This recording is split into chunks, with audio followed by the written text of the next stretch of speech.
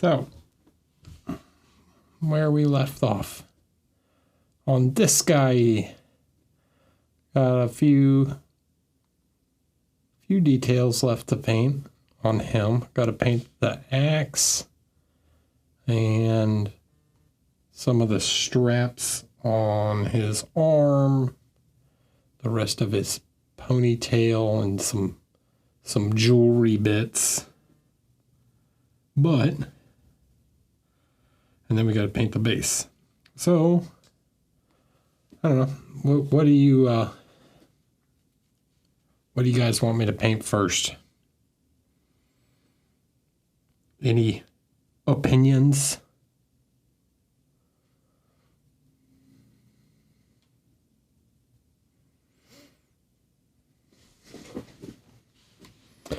The axe. That's the first thing I saw, so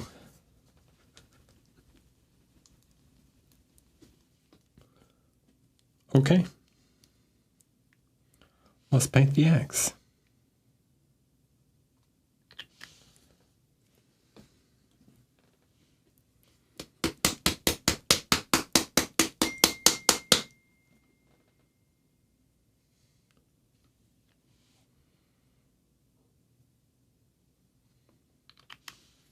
Weird, my roommate just sent me a text. The TV downstairs just died, he said. I guess we'll have to buy a newer, bigger one.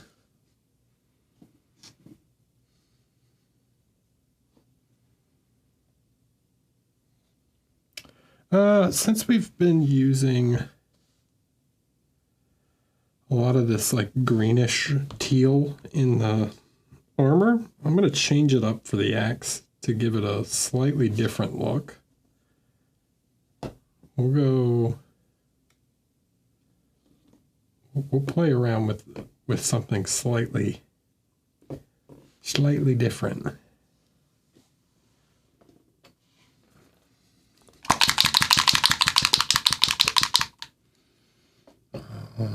Yeah. We'll go with like more grays.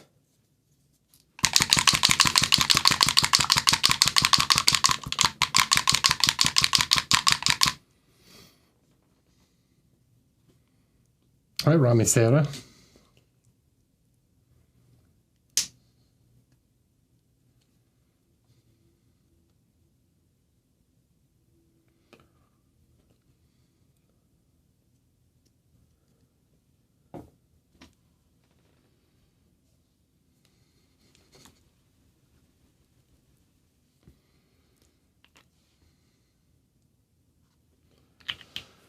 Okay.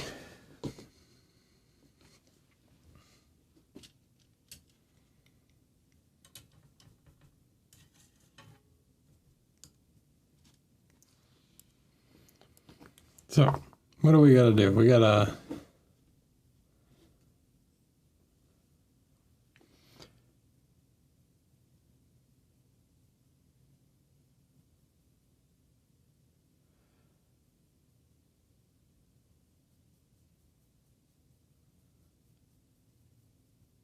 I want this base layer to be nice and blue. It's going well. How are you?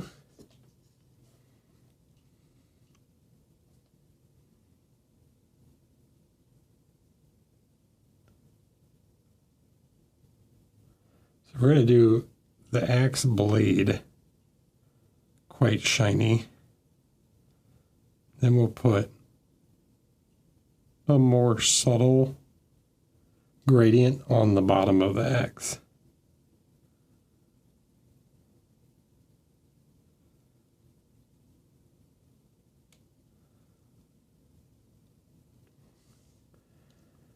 So the main body of the axe does not need to be very bright.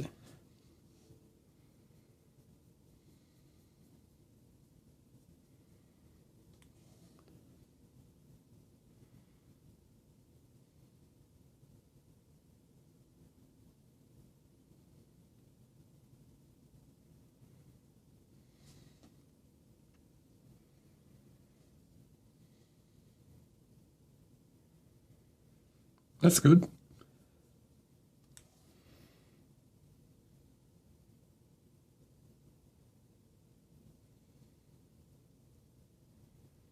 What are you painting? What are you going to work on?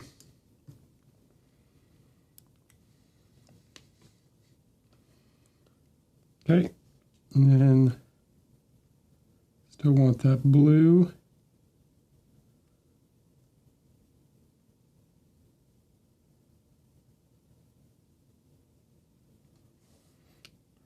So if you think about the axe like this is the main view.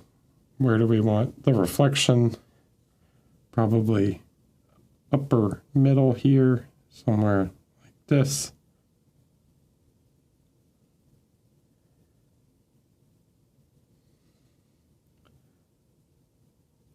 Then we could put a little secondary light there.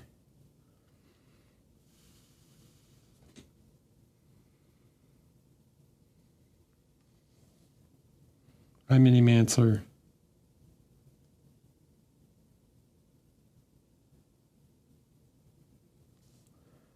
Okay, soften those.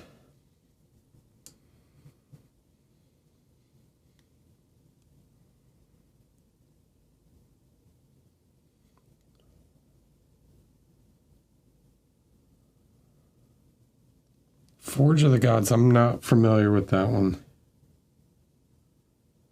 I mean, I'm really bad with figure names. I recognize them more by how they look.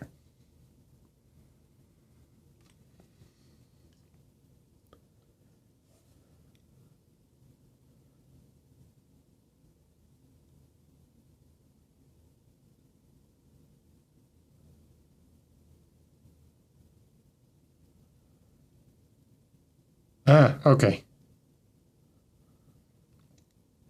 The one Fabrizio Russo did the box art for.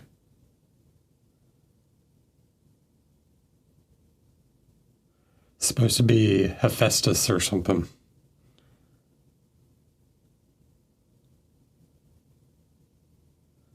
All right, so I'm gonna put the little. Notice I didn't just do like a straight line. I gave it a little bit of a curve. Follow the shape of the blade a little bit.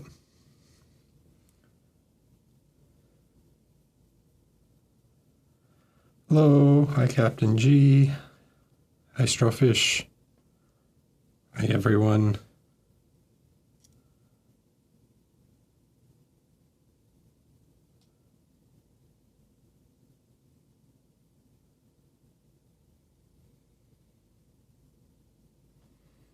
Okay, something. Yeah. So it's like to follow the shape of the grind. And just create something a little more interesting. Work on blending it a little bit.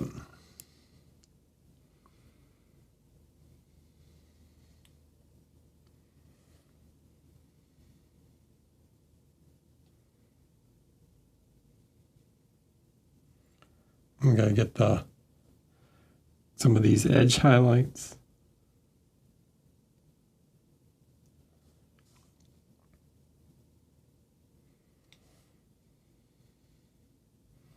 Down here, I'm going to go ahead and make it just a touch brighter at the bottom of the axe.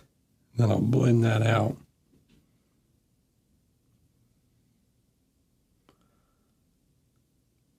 Something like that.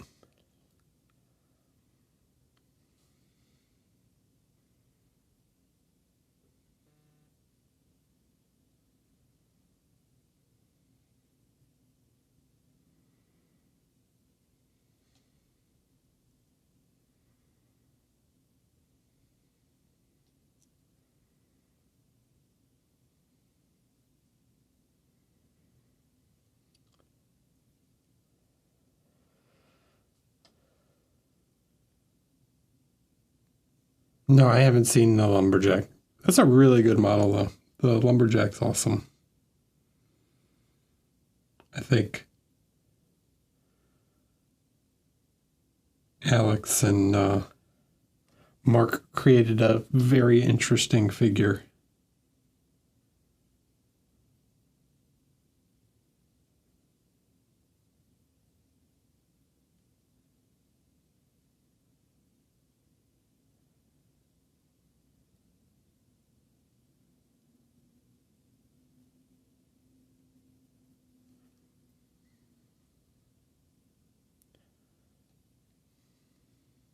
Hi, Sammy.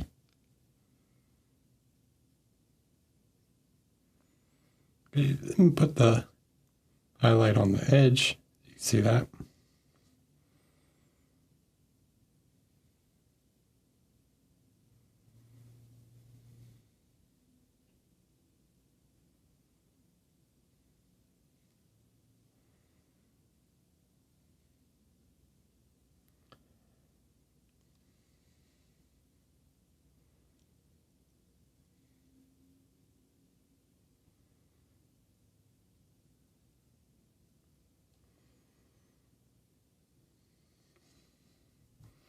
All right, so now I'm looking at it, and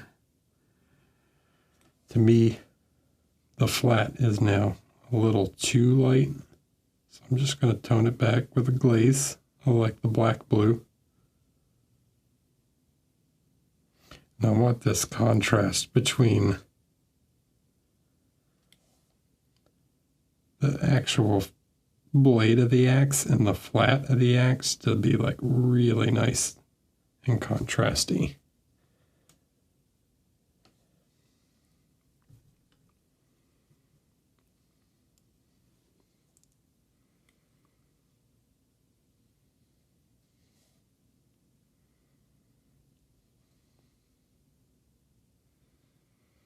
Thanks, Rami.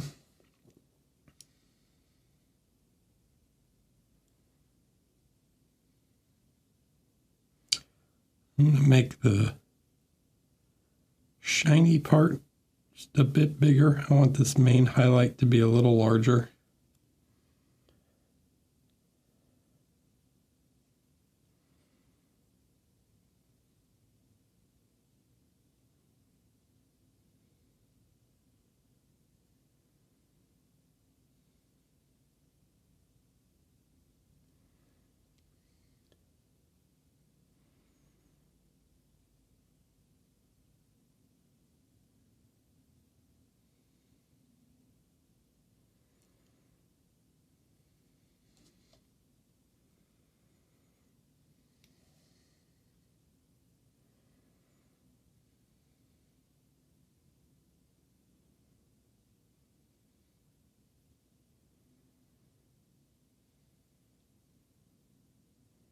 So instead of worrying about going extreme contrasted on just the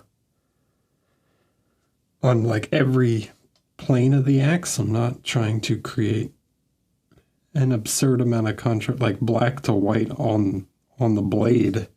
I want to create a high amount of contrast between the two planes. So the flat of the axe is really dark and the blade of the axe is more shiny.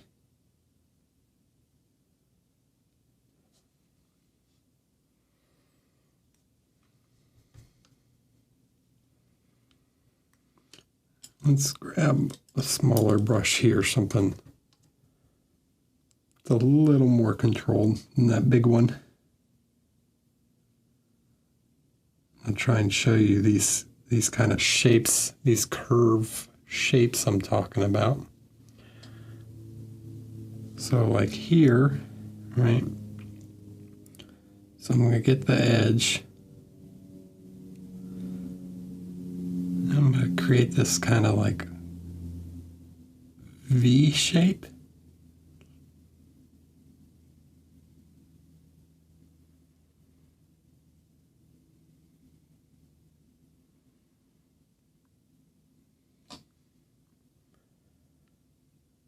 See what I mean?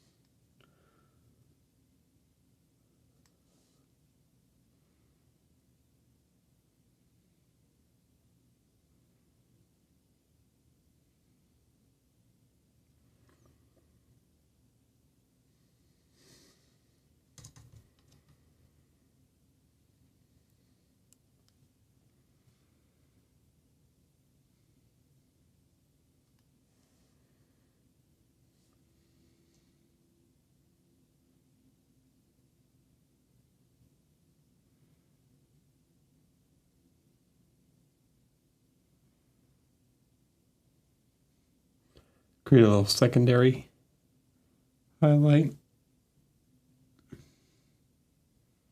Maybe it's light reflecting off his armor onto the metal, you know.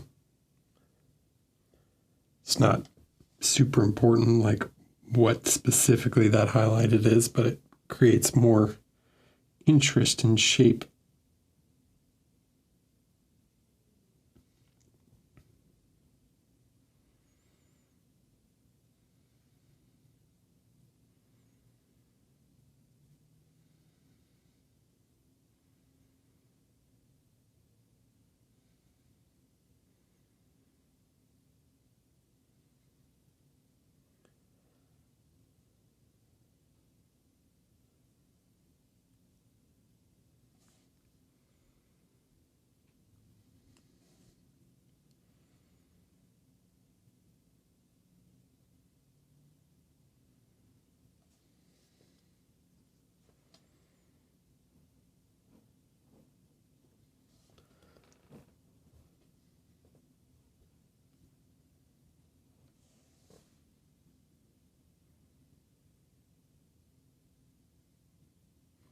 So, all right, I'm zoomed in too much now.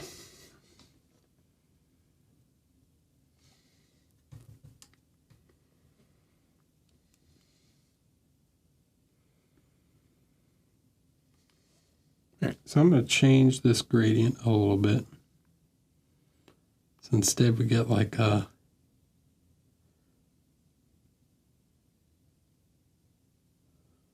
more curved surface here. Want to create like a kind of a regular surface.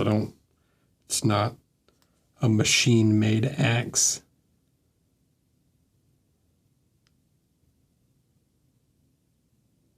So you get these little subtle transitions on there.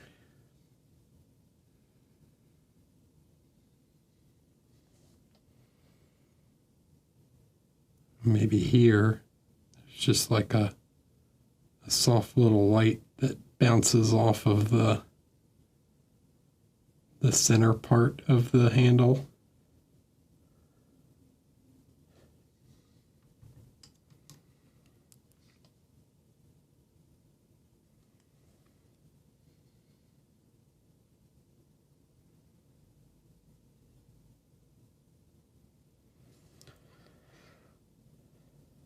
Okay.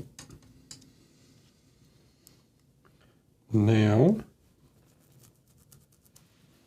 where is, we'll use the sun ray, which is like a bright, super, almost white yellow.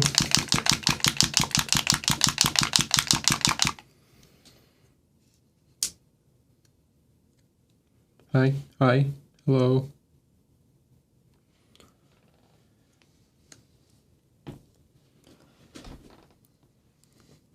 To create these final lights.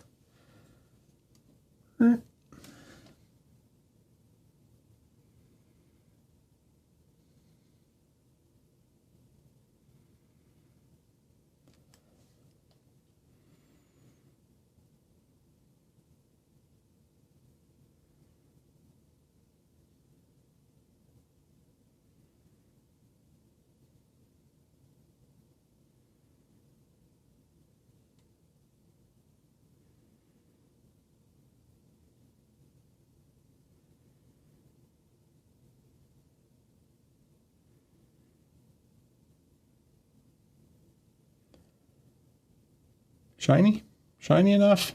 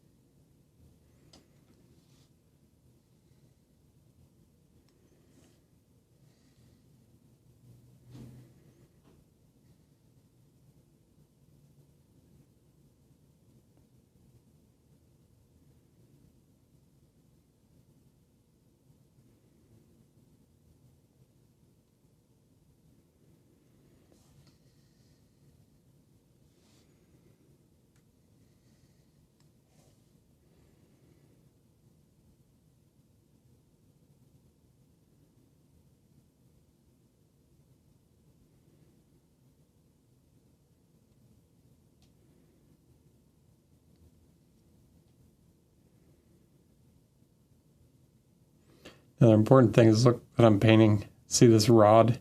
If you think about it as one giant cylinder, I'm putting the reflection in the same spot on every element, right? Because they're all, if there wasn't for the leather strap, it would just be one long cylinder, so it gets the same reflection all the way down.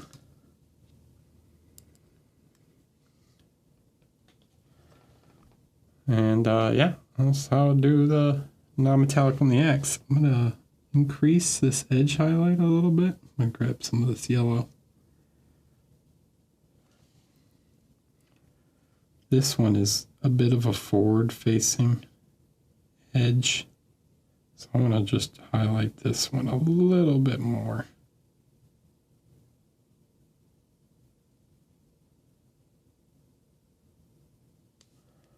That, so he's holding it like that. You can see that edge really well.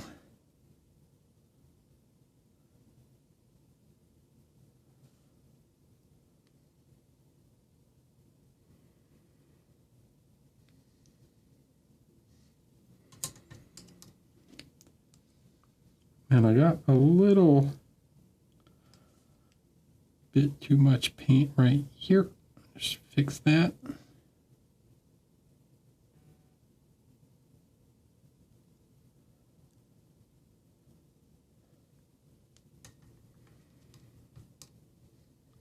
Okay.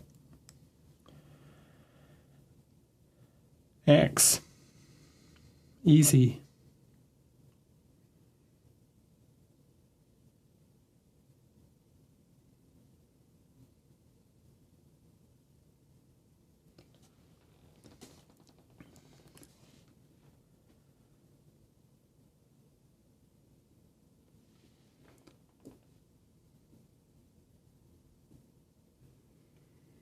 What'd that take?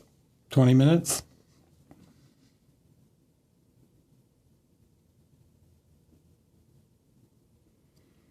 No excuses. NMM. Easy. Can paint it fast.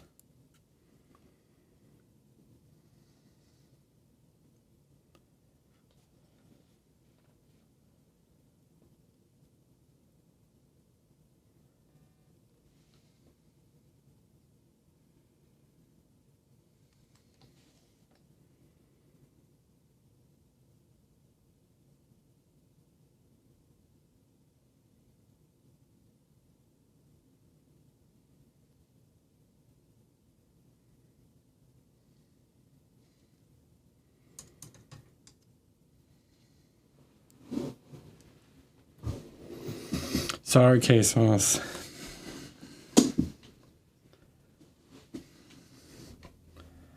All right, so that's that. I mean, I got to do the other side, but let's do something else just to, you know, move on to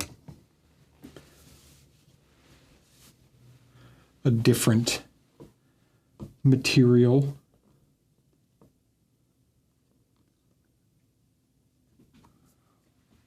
Let's do some gold. So I want kind of cold gold. So normally for like a sterling gold or like a high carat warm gold, I'd use like a cavalry brown. I'm going to use whole red instead.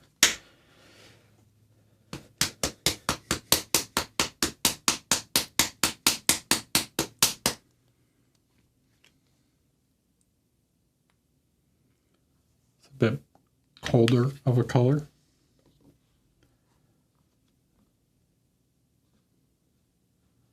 And I'm going to grab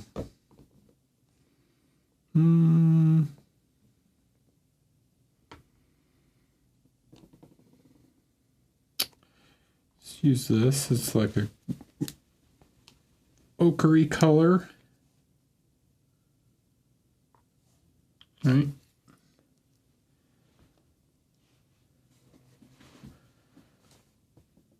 And need a little cold yellow. So cold yellow.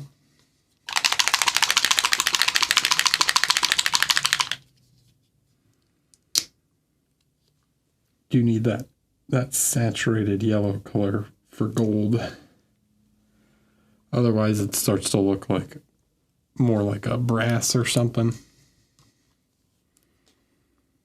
So let's do his little doodads.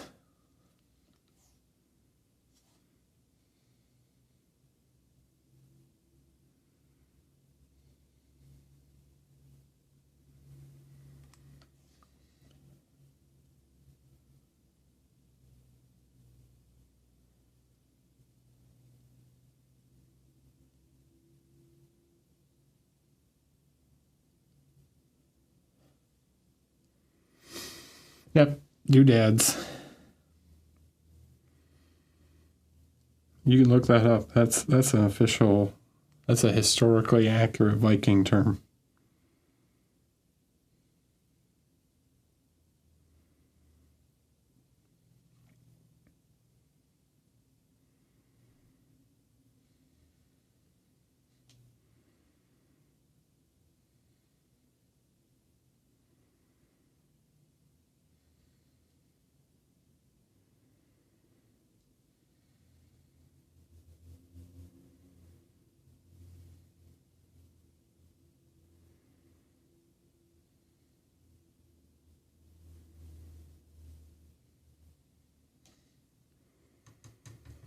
Mm-hmm.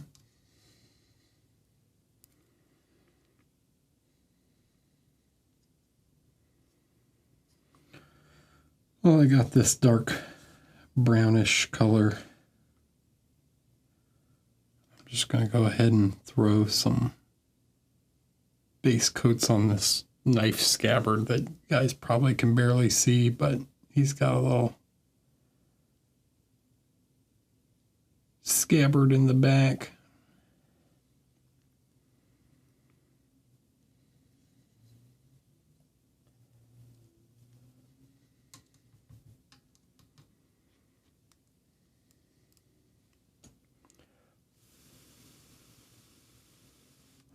Okay. Now I grab some of the whole red and just a touch of the yellow to lighten it up. Or yellow, the green ochre.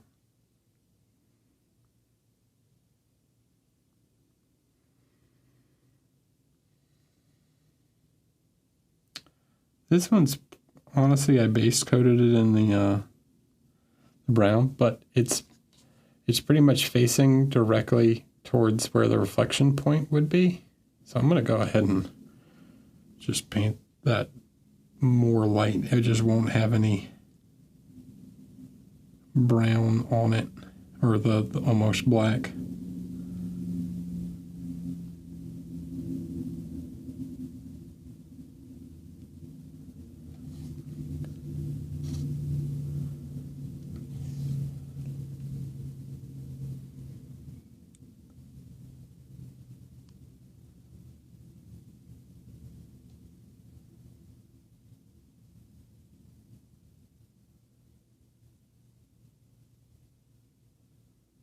Yeah.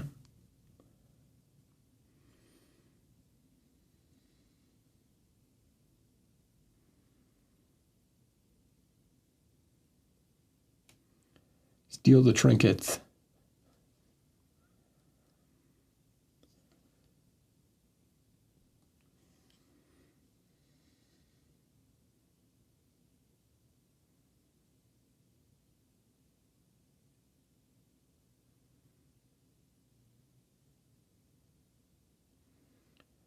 Okay.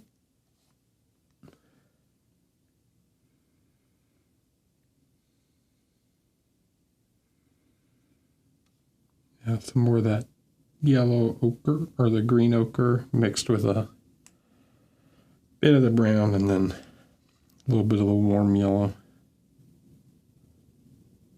Really, the colors that I'm using are not that important. They're just more about like being in the yellow range, right?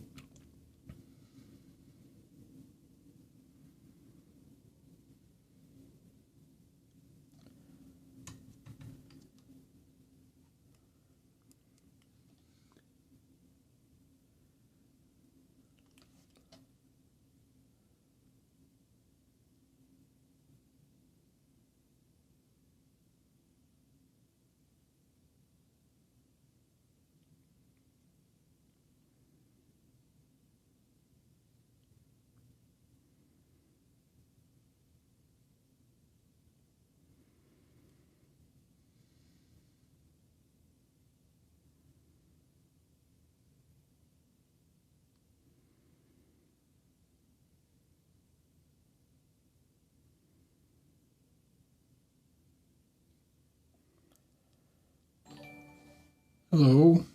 What's that? OJSMX45. Thanks for following. Welcome, welcome. I don't know what's on his belt buckle here. I'm just gonna kind of hit the edges.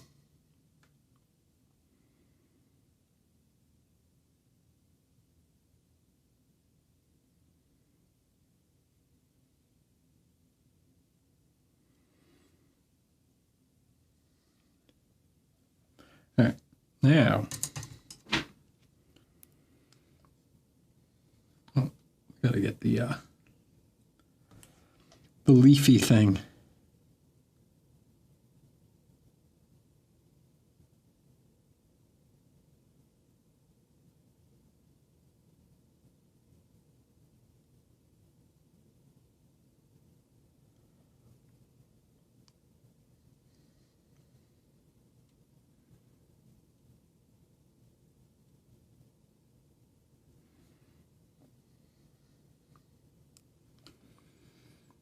Okay.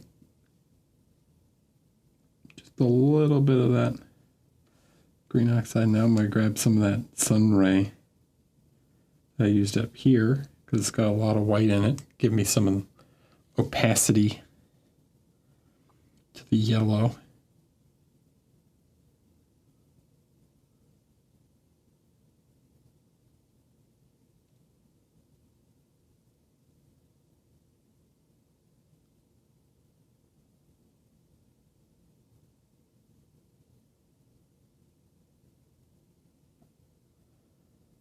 What place do I have to get the best pirate trophy? Best in show? The Grandmaster trophy? Yeah, best in show. We're doing smaller ones for the best of categories this year.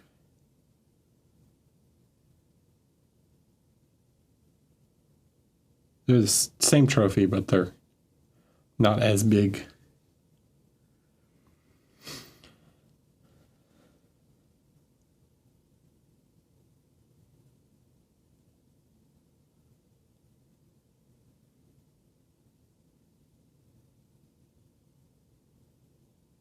What? Pistachio.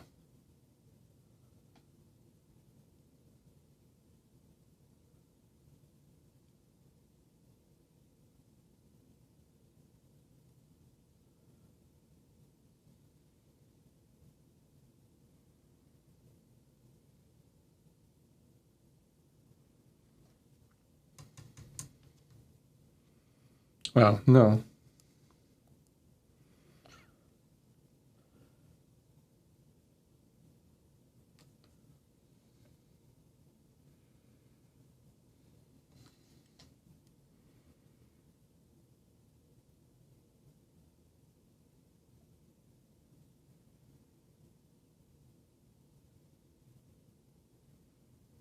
I don't take bribes.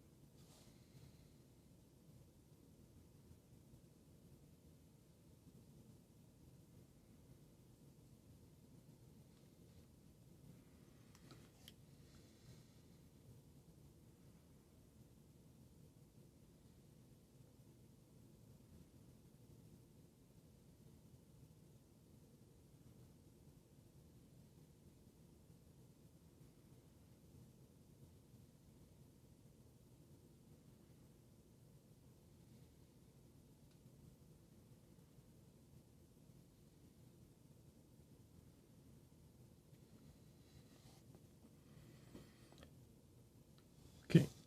All right.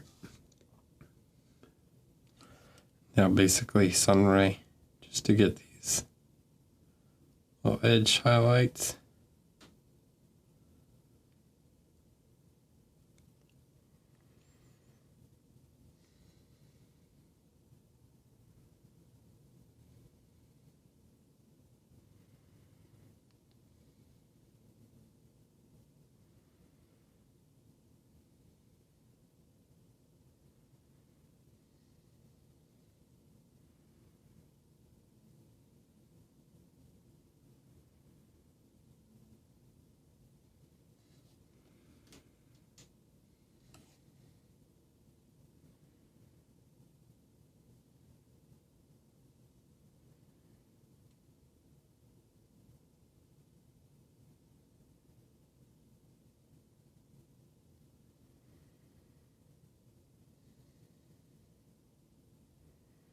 Gold. Hi, Dan.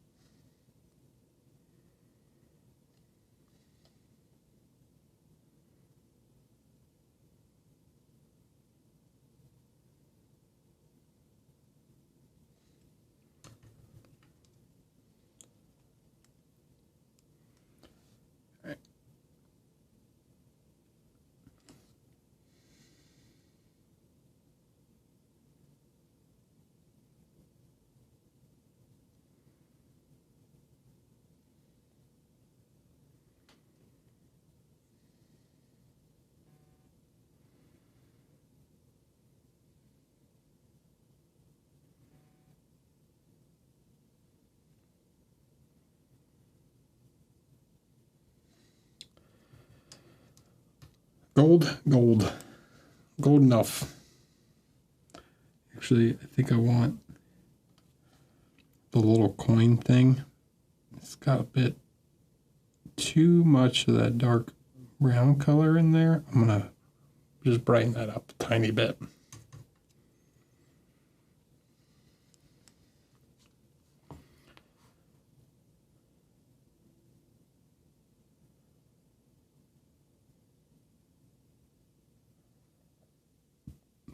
Cool.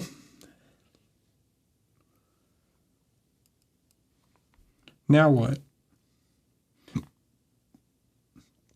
What other thingy-majigs can we paint? Base? Is it base time?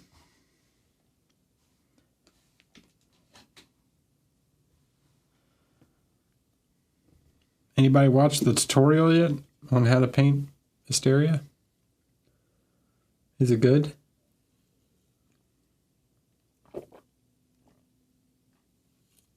There's other ones. I still got to paint some more of the hair. There's some stuff on the back of the figure that like needs to be painted, but it's kind of hard to see and not super interesting. I already painted the front of the axe, so you saw how I did that. I guess I could start working on the base.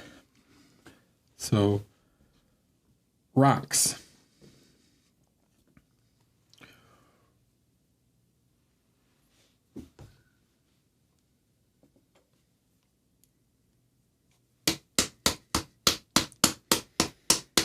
Yep, you guys are going to have to, I'm going to go into subscriber only mode to show how I do the snow.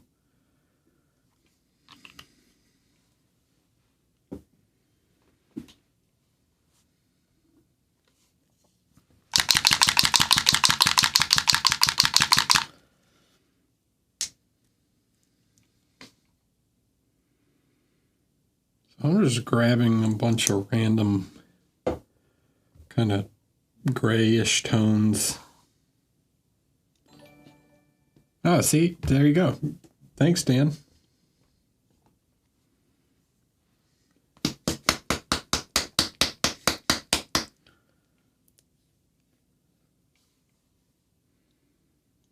I just cut that part out on YouTube.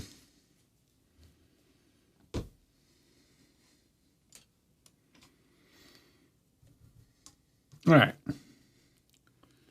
Rock time. So we're going to start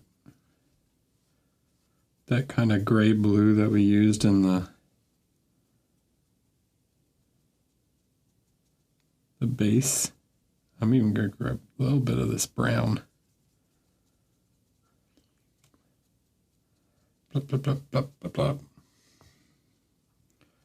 All right, so being perfect here is not my goal. I'm going to create a bunch of texture, and I'm going to kind of follow along with the lighting that I did with the airbrush.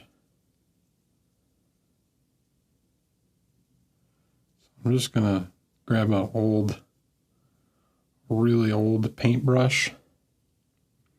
This is the brush I use to stir the paint in the airbrush with. I'm just going to start stippling.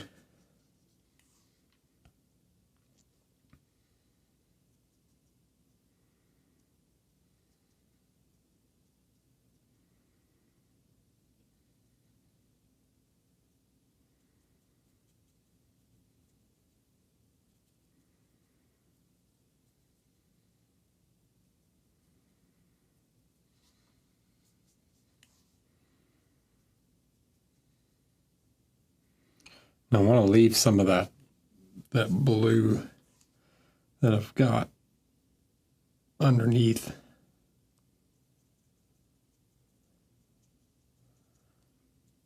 The colored zenithal we did at the very beginning. That's good stuff. I want to make sure I leave some of that.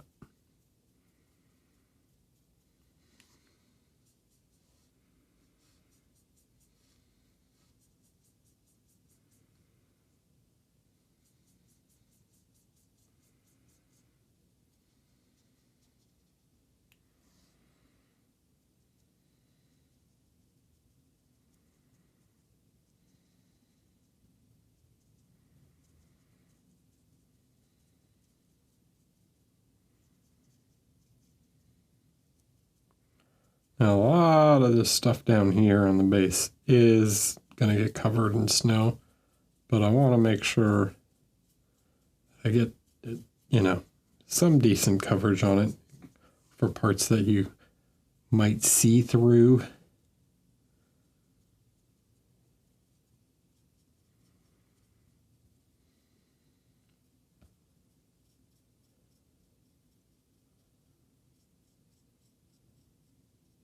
I probably won't apply the snow tonight, but I'll show like how I mix it, and then maybe next week I'll make the snow and then do a second snow base on a different figure and show how I apply it, and then it can dry, and I can do the cooking show thing and take the figure out after the snow is dried and how I finish it.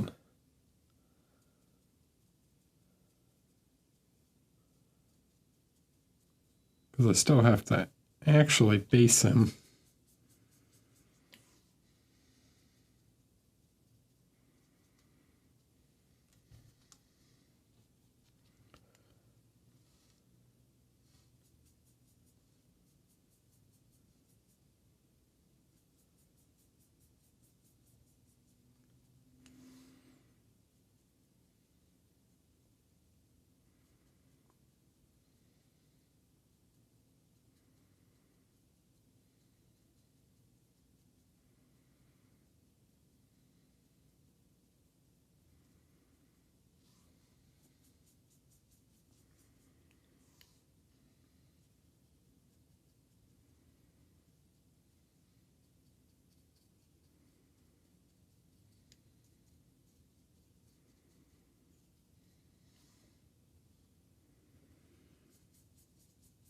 So it's like a cooking show.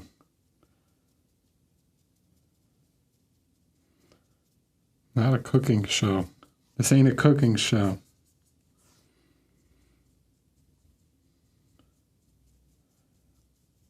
I don't cook.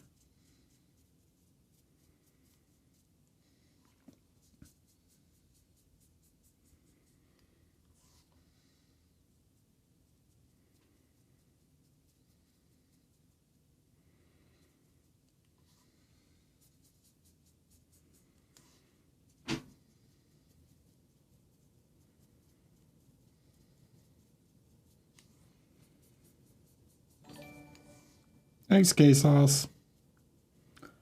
Thanks for the prime.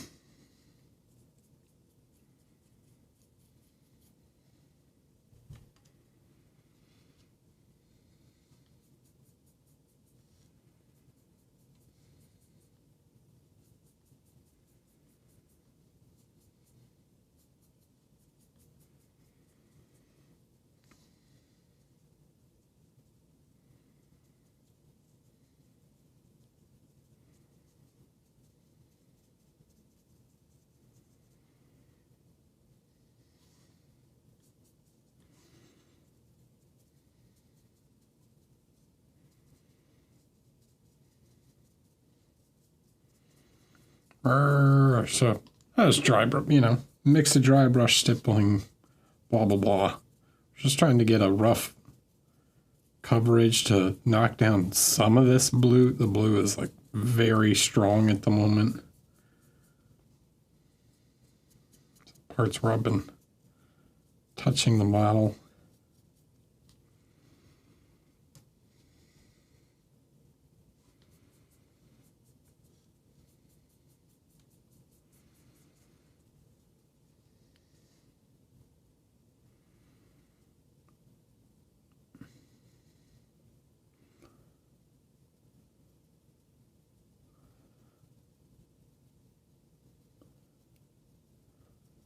Yeah, rocks are textured.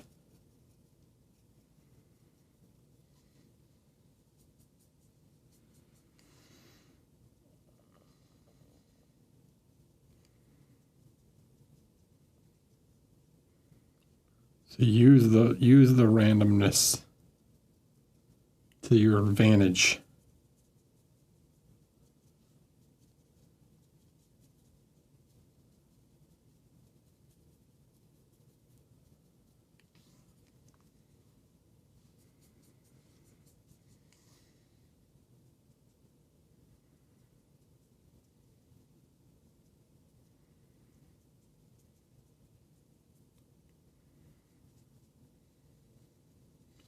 All right, now up here where it's a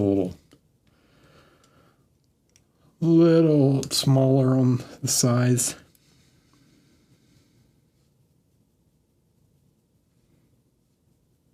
And we're also getting close to the cape, so I don't want to accidentally paint over the work I've done already.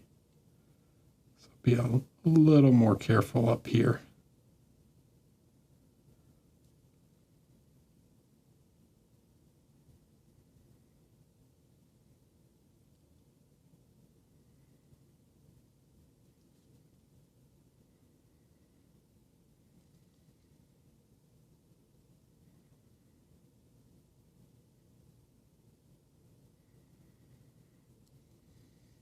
All right. Now, we've got a ton of small little gaps that didn't quite get into. So I'm just going to grab some of the black wash and probably mix it with some of the Prussian blue.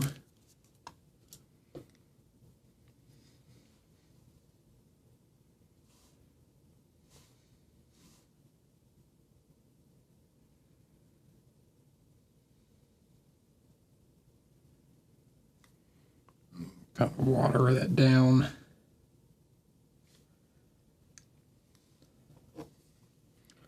Now we can go into all these little recesses. I'm not doing like a full flood wash, like I'm just roughly trying to paint in the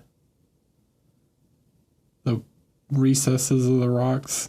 If it gets a little extra on it, that's all right, but still got to do a lot more layers, so I'm not too worried about being really clean with the application at this point.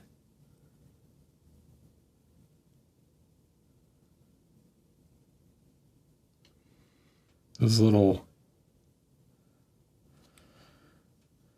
coffee stain type things that the wash can cause will just make more texture on the rock, so that's fine.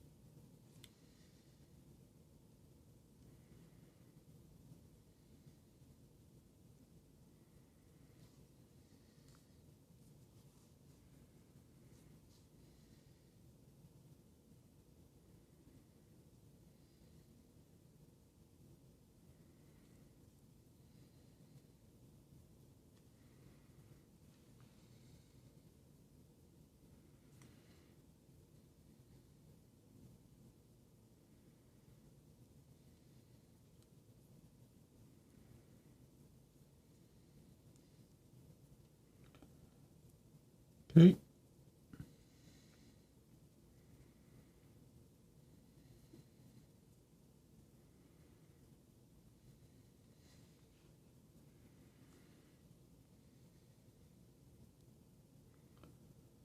Get into all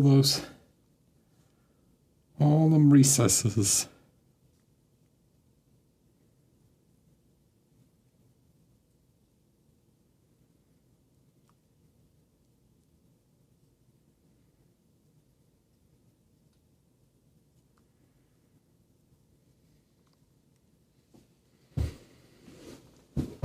Cool. Something like that, right? See, like this, where it's like splotchy. That's fine. It's whatever. Because I'm going to put more layers over top of it, and then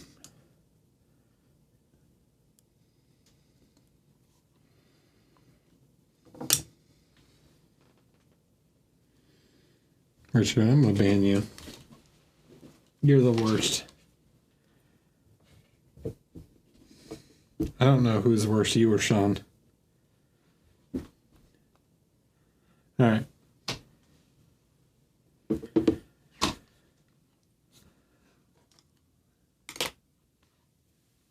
I'm going to let that dry for a minute, and I'm going to go smoke. So I'll be back in a few. And then, yeah.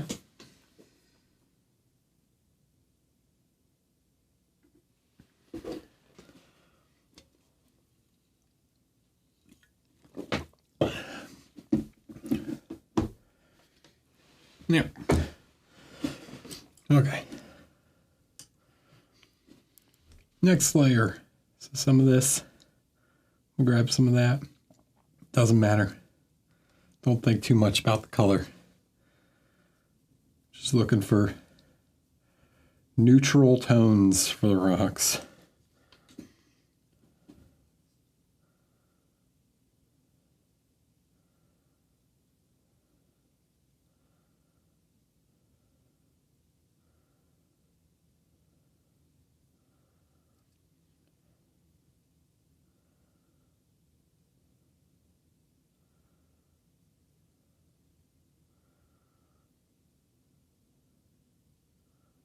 The volumes are more important than the exact tonality.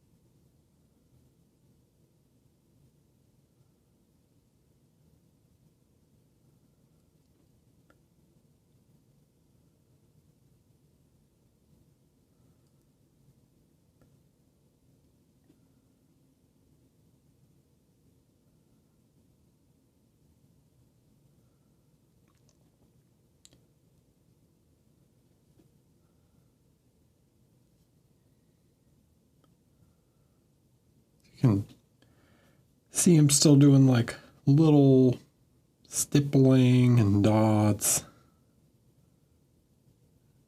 trying to make the surface kind of rough, right? And as I apply more layers on top, it'll just continue to create more and more little texture on top of the rocks.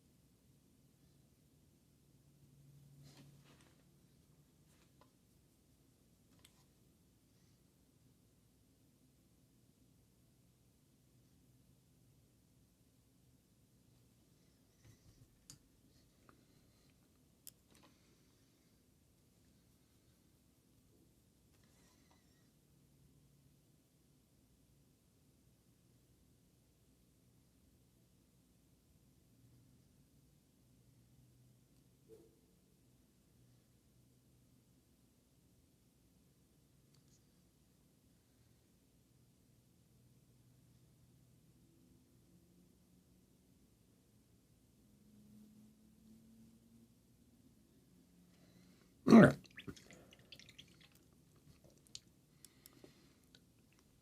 Now, let's grab a piece of a sponge. I'm going to take some of this like cork brown just to give some spots of warmth to the rocks. And then when we go back over it, it'll tone it back, but it'll help just create some more variation in the color.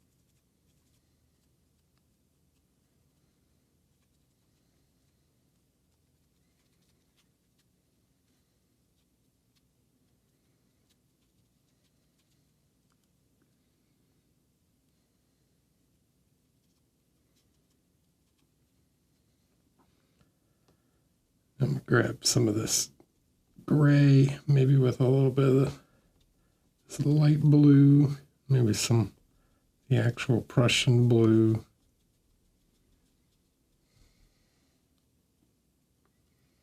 Use that also.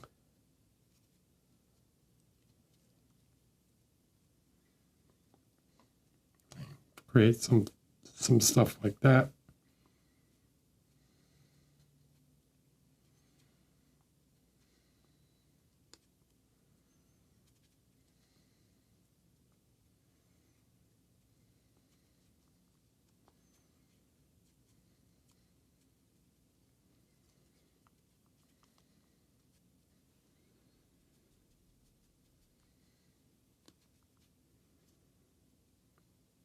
Add necromancer.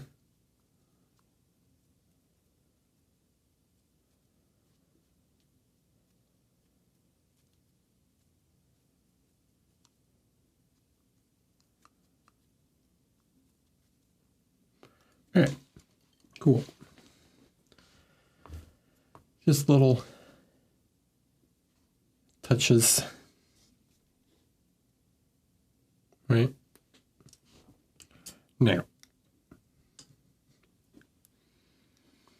we got to start picking out some of the highlights.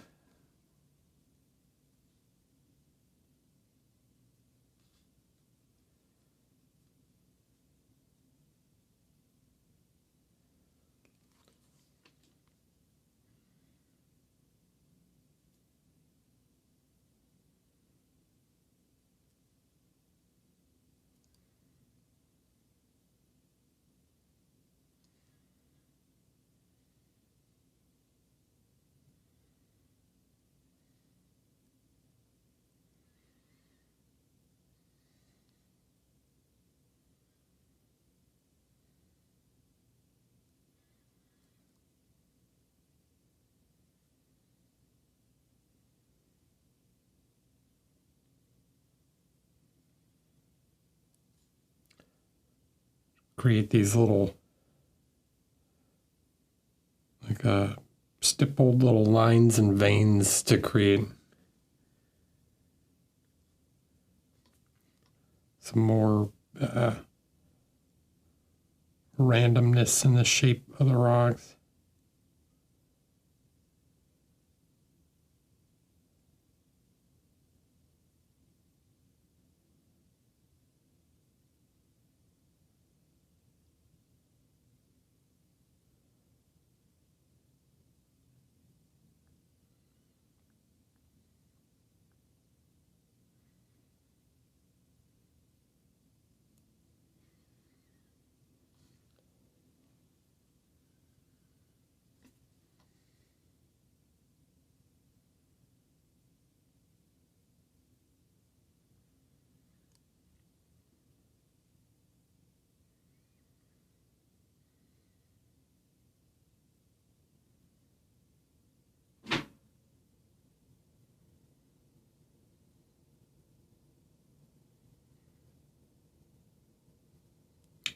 You could do some of this with dry brushing, but it's not quite as controlled.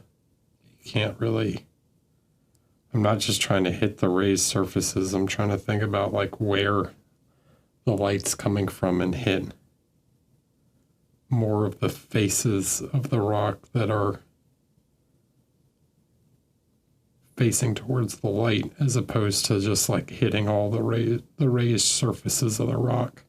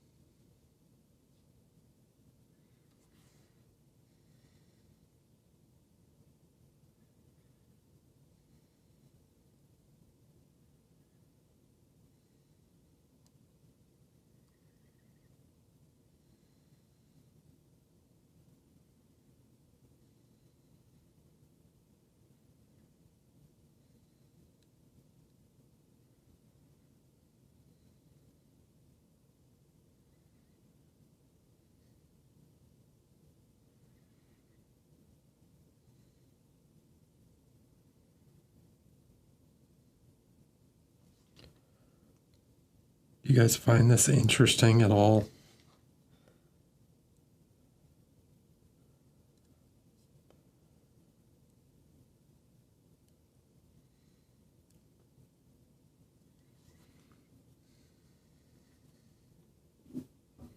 Okay.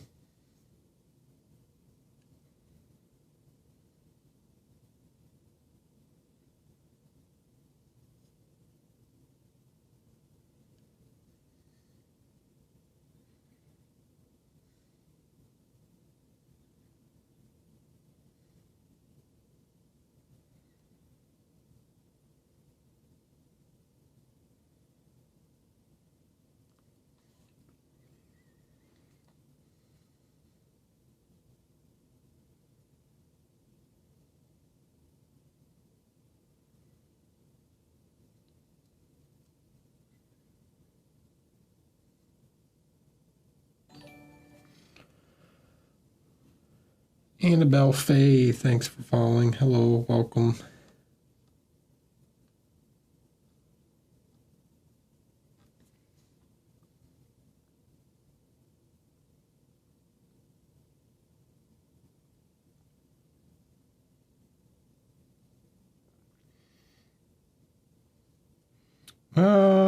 Probably do some little glaze after, and then add some more various texture. I mean, basically, the more you do this and kind of move back and forth of like smoothing it out. One important thing to remember is that a lot of these like rocks down here are gonna be covered in snow, so that they're not like that important.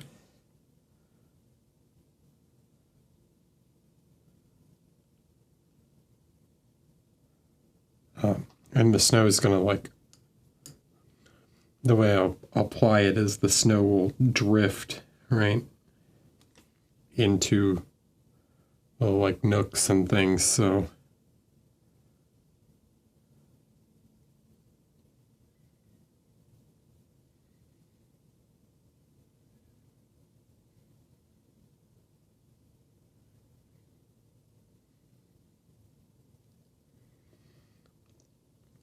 the important ones are the ones on the cairn, this like stack of rocks. 'Cause those won't get as much if you think about like snowdrifts blowing, like these ones that are stacked up on top of each other.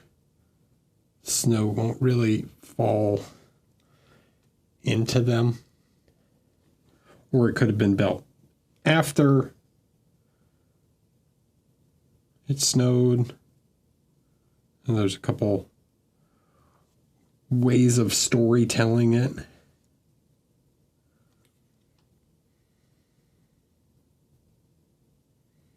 Depends on how long you want to make it look like it was there. But I just keep grabbing various shades of this gray and building up the color. We'll get into it. Stick around.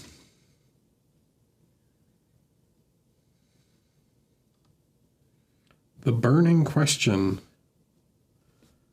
How does Eric do snow?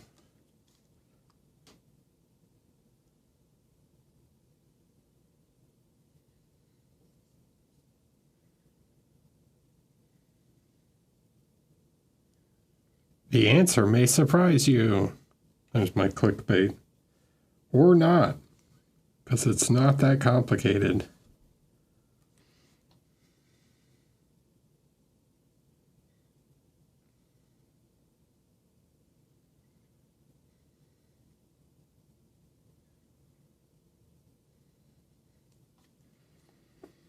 Every person I had try and guess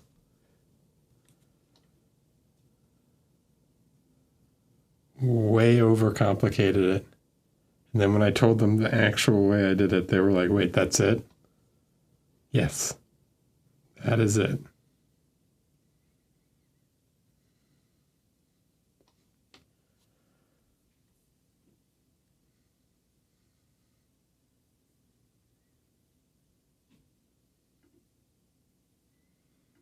Go away. How do I get rid of this? I forget how to like ban someone.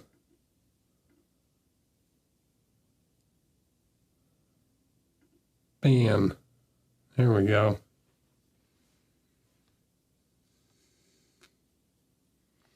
What about icicles? No, but he's not going to have any icicles because there's none really to make, or there's not really anywhere to put them. Because you don't really have icicles unless you have overhangs.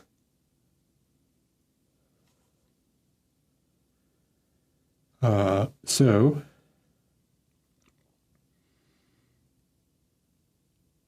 there's a couple way to make icicles. I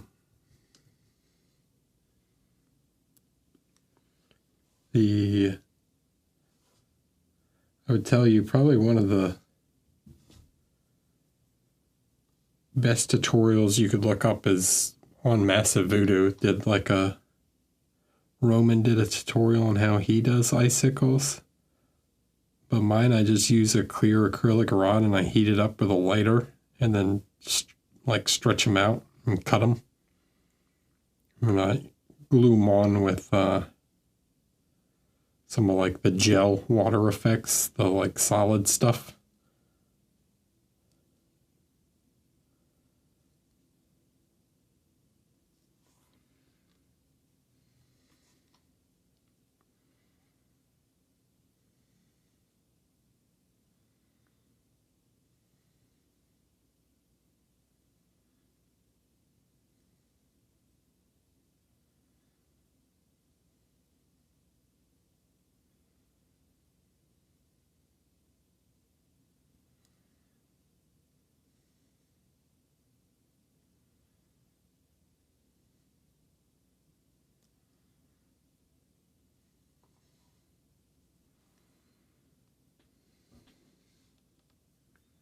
Olá.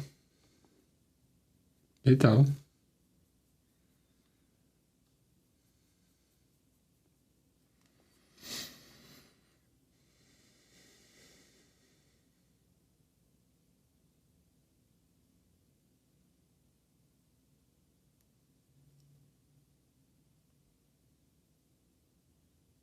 Gracias.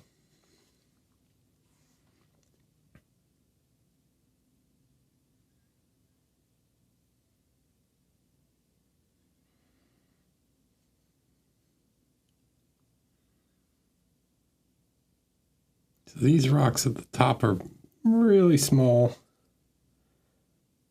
Most important thing is just to really get these edges on them. They're also in the back, kind of in shadow, so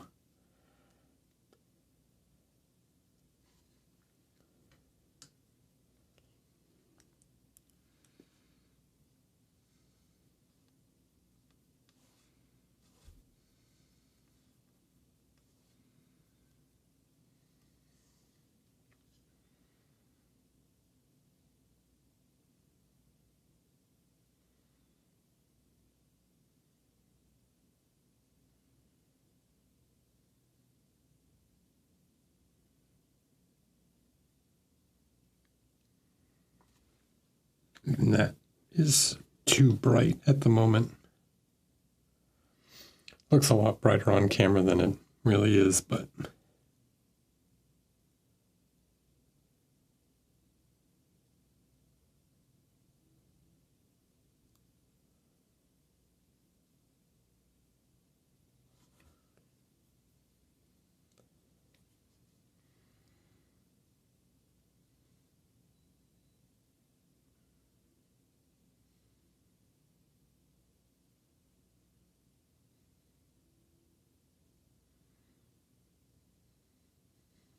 yeah, there's a lot of ways to make icicles. You can also use water effects on like wax paper and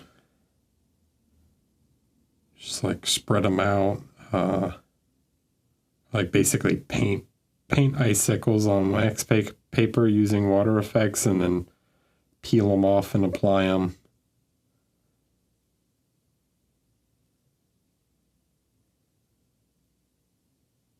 Similar to how you do like a waterfall. You paint like the waterfall on some non-sticking surface for the water effects, then you peel it off and apply it. You can do the same thing with icicles.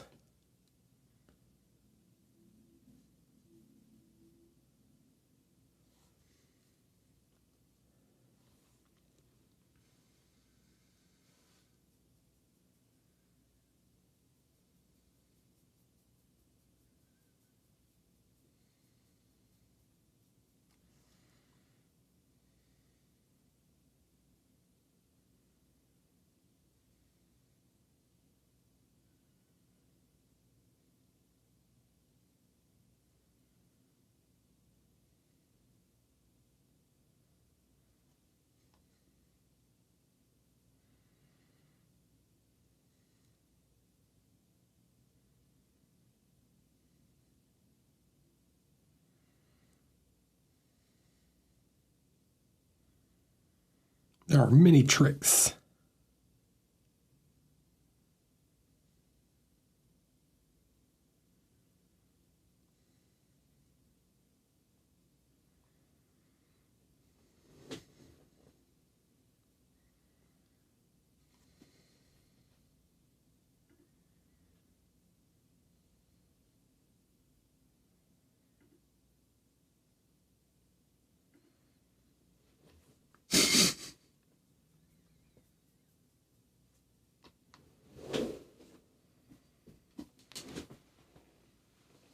There you go, Richard. That's what you get.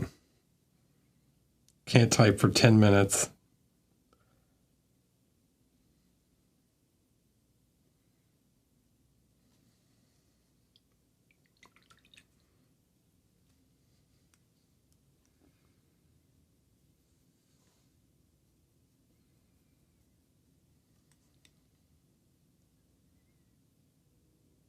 That one wasn't even a pun. You just quoted a TLC song.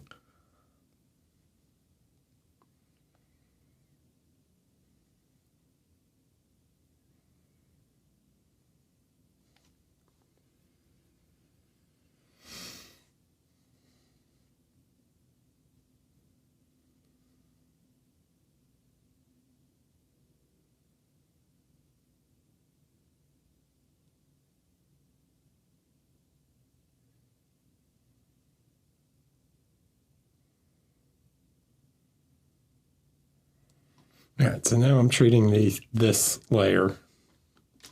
So I'm going to do, I want some more subtle transitions here. So now it's like a little heavier than a glaze, but not too much. Create some more subtle transitions.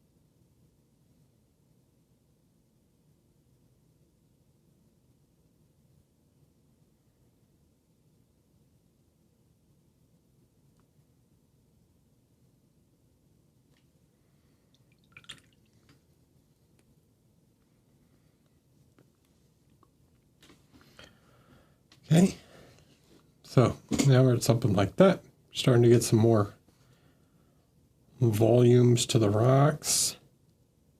There is a piece of wood in there that I have to paint, but now we'll add just a bit of warmth for like these as highlights to the rocks. Don't want to go like crazy contrasted. They're not metallic, right? They're just rough. So give it like a bit higher layer. You can use your finger to tap off some paint if it gets too much. So mostly focusing on these upward facing edges and some of this frontal plane.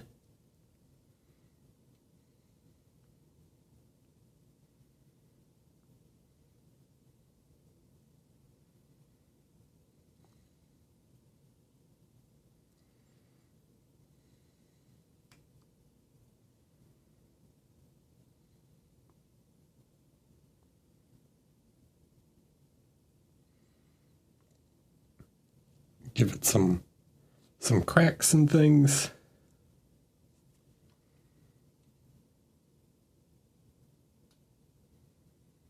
Micro texture.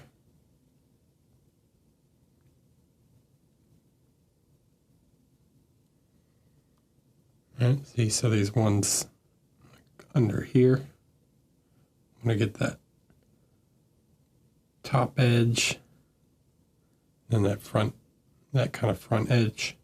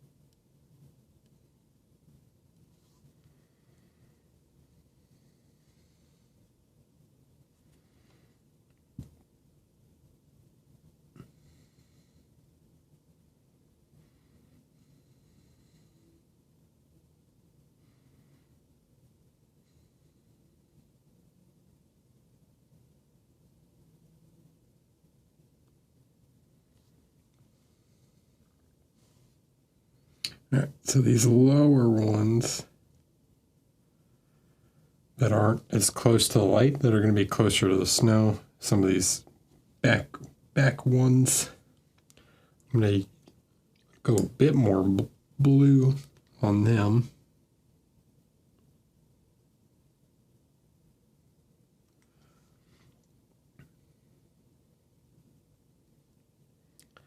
Even that is too bright, so I need to tone that down a little bit. I said don't want a crazy amount of contrast, just enough to pick out that edge.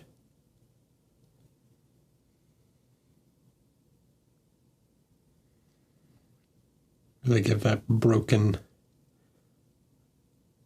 kind of edge to the rock.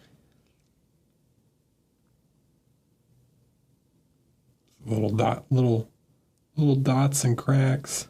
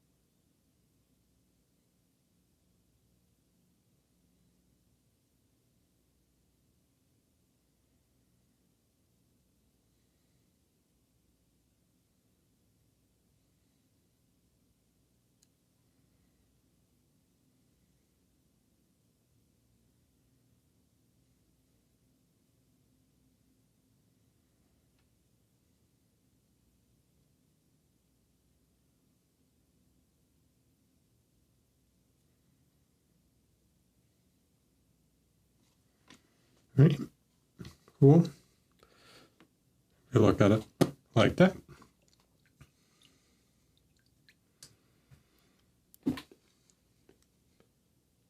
Okay, now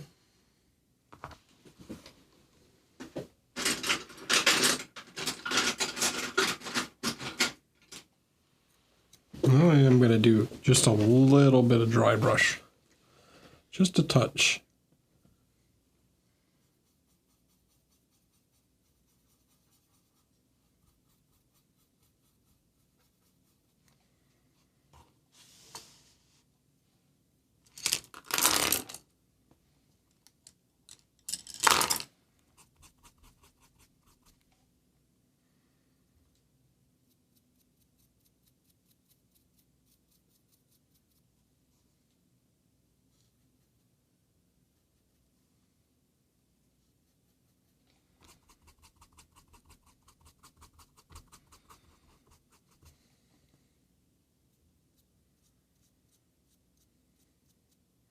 If anyone tells you dry brushing is an amateur technique,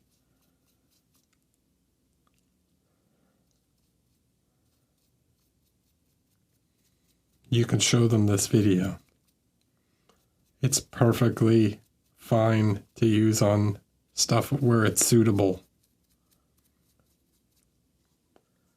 one of the best ways to make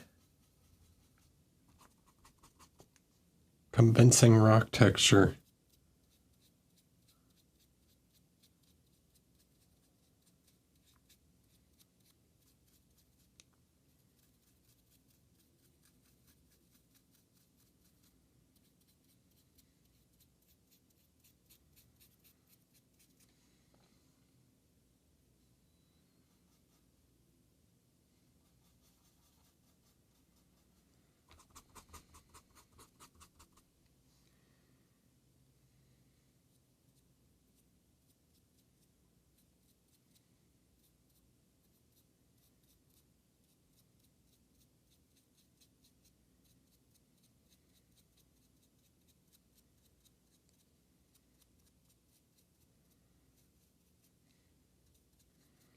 I'm not trying to dry brush over everything.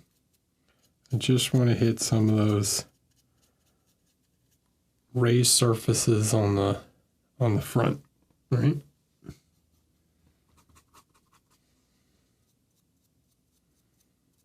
It's gonna soften some of those transitions a little bit and just pick out some of the little imperfections in the rocks.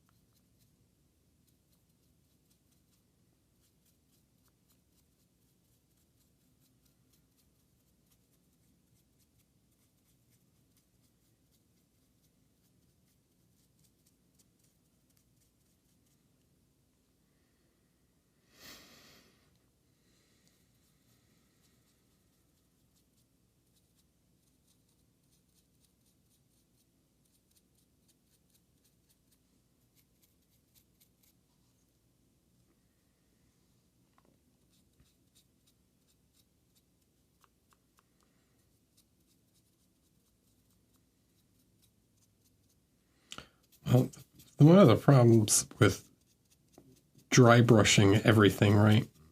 If you use dry brushing like all the time, is it has a very distinct kind of chalky look to it.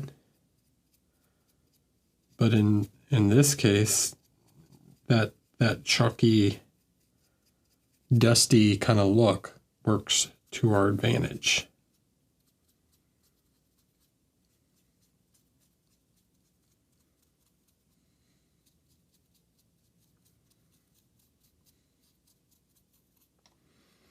All right.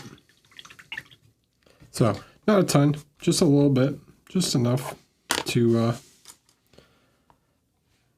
give it another little layer. Now I'm gonna take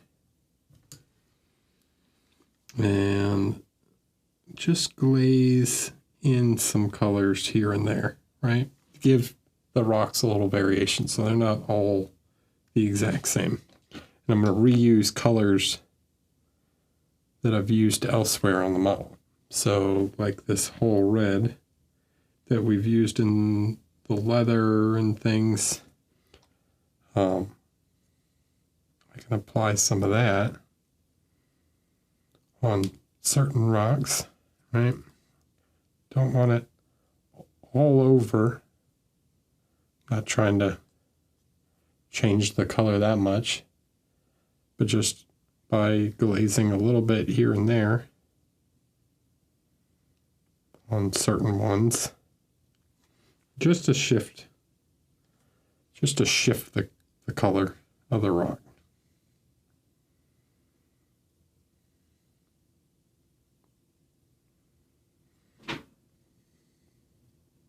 Right, so it looks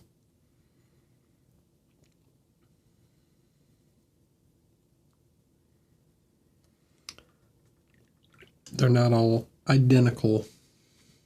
Right? You can even use a little bit of this kind of yellowish tone we used in the gold. Reuse that elsewhere. Don't really want it in the highlights, want it more in the mid-tones. Just enough to change the color. I can actually grab another brush, kind of wipe it away from the raised surfaces a little bit.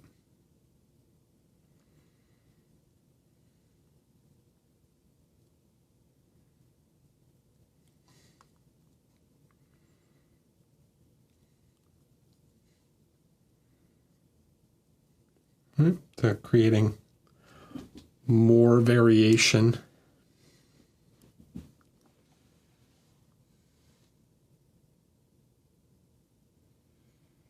Some of the Prussian blue. Thank you, Richard.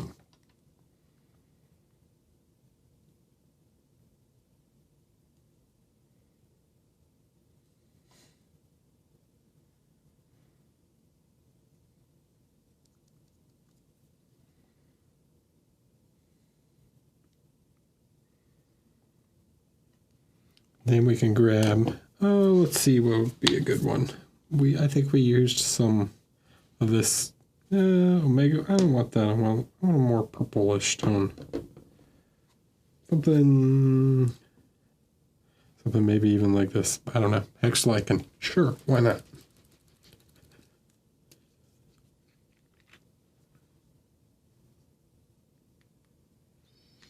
Only need a tiny bit. Just trying to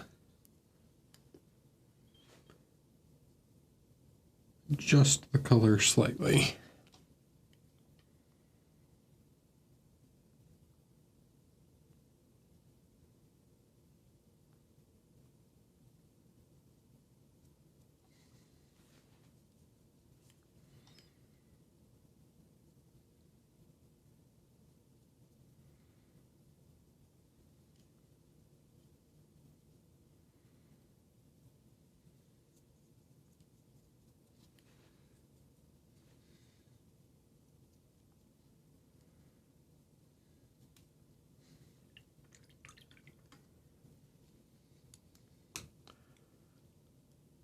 All right, now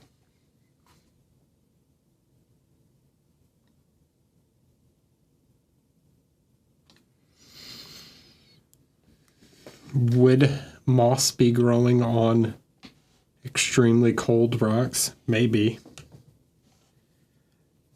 I don't know. I'm not an expert on what's it called. But we can grab, I don't know, something like this. Mediterranean kind of bluish color, green. Reuse a little of that. It's not the exact color from his armor, but he does have a bit of that greenish tone to the armor. We can put some little like green streaking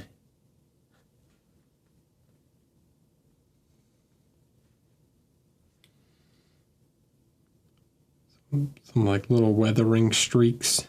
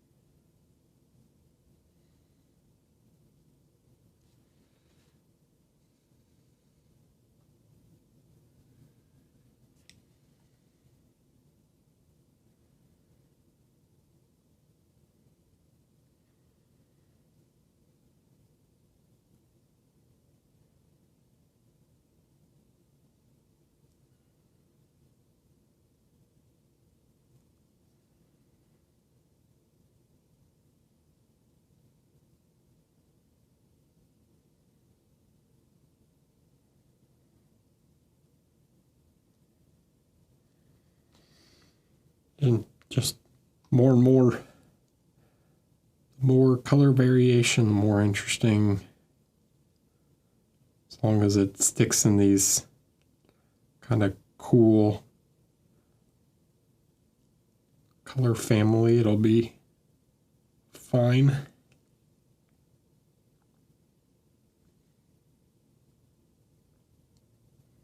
These cool grays and things.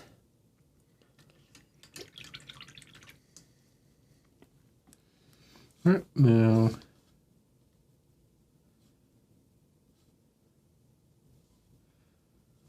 I'm actually going to grab a little of that green, mix it into this brown.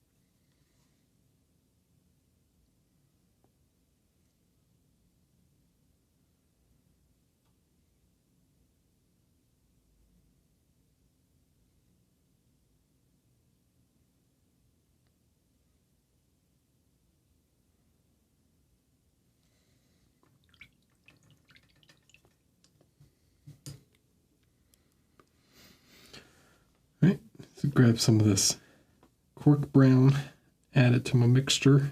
It's going to be very gray, which is fine. That's what I want. Don't want like a stained wood look, right? That wouldn't make sense for... It's not like a nice piece of furniture wood. It's just like a log that's been nailed to this. Hi, Joe.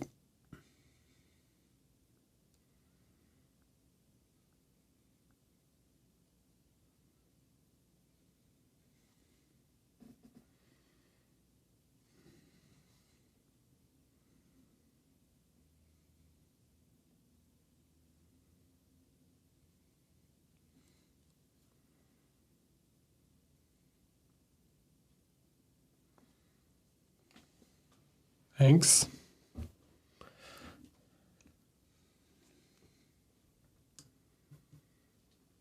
Okay, so something like that. It's still quite wet. And then I can take some of this cloudy sky color, maybe even a little bit of that like blue-green that we grabbed earlier. Mix some of that in there. It's just a very light gray, warm gray.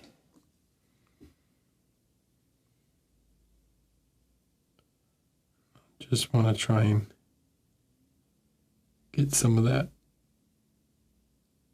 edges and things on the wood.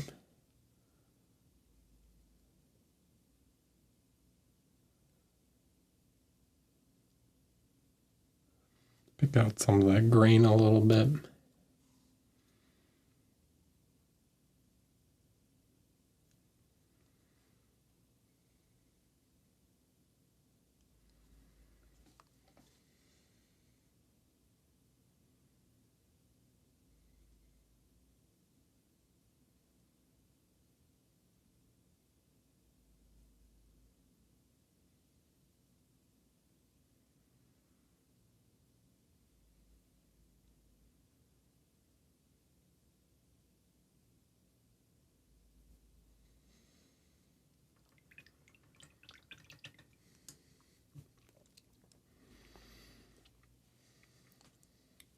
rocking.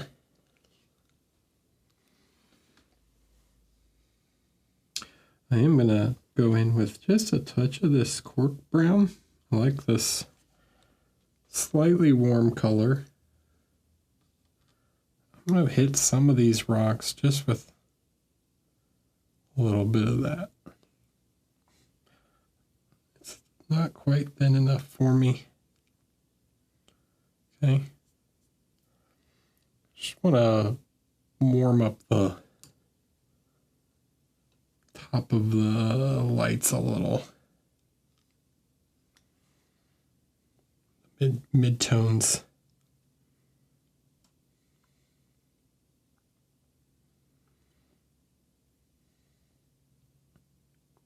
Specifically on these ones closer to him. The ones like in the main focus. It's going to help draw your eye upwards because you got all this cold around, and then just the little touches of warmth towards the figure help pull your eye.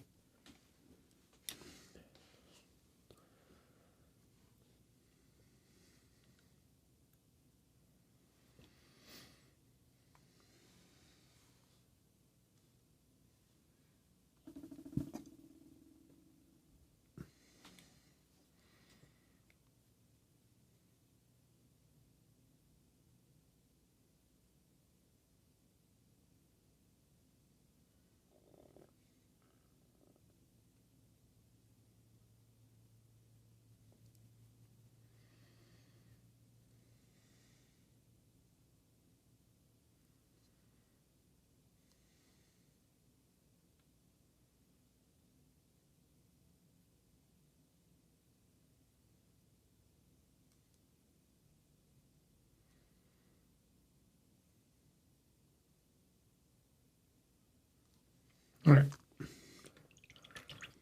And then we can put just a little bit of that green that we used before for the lichen. We can throw some of that in the almost like a wash into some of the wood grain. There's some kind of rot in there. I don't know.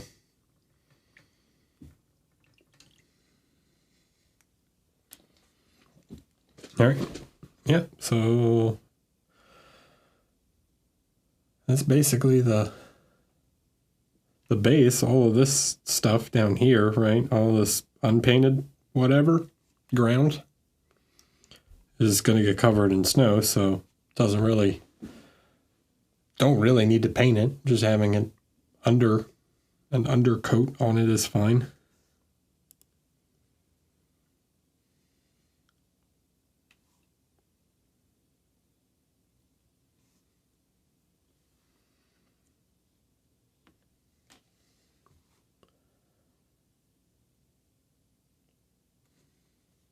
Cool. All right, I'm gonna go smoke, and I'll be back in a few minutes. Oh, stretch. You gotta stretch your back every once in a while.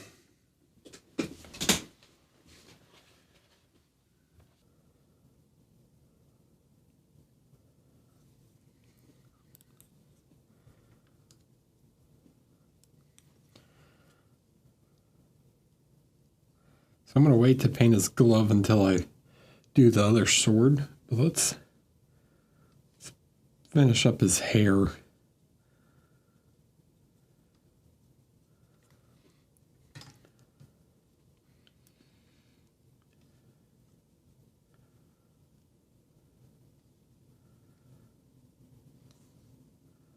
little black.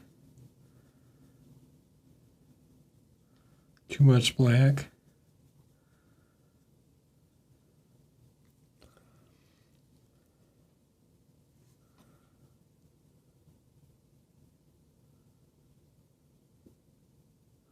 I don't remember the original color I used for his hair, but it doesn't really matter. I can just match, color match.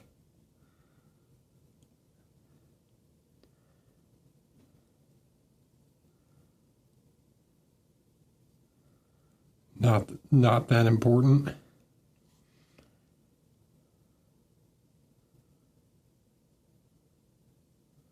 The north wind? Maybe. We will see. You want me to follow a Viking with another Viking? Just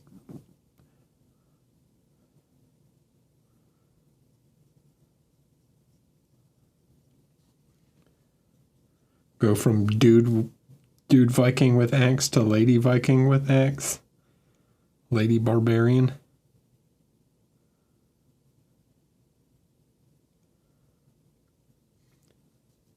Hi, I'm not going to say your name.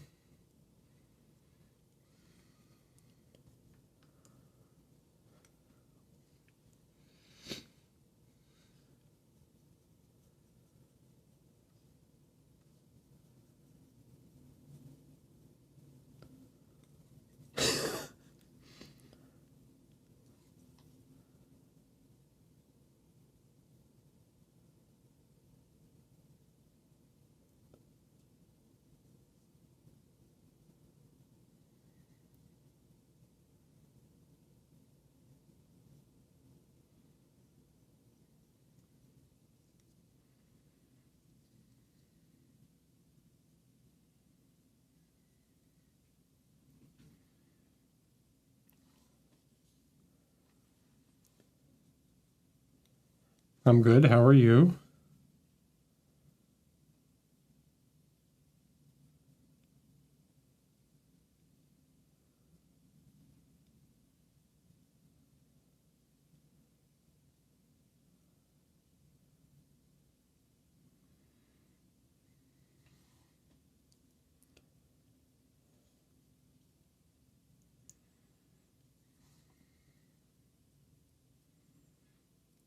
Okay. Now, just a little bit more yellow. We'll add some of this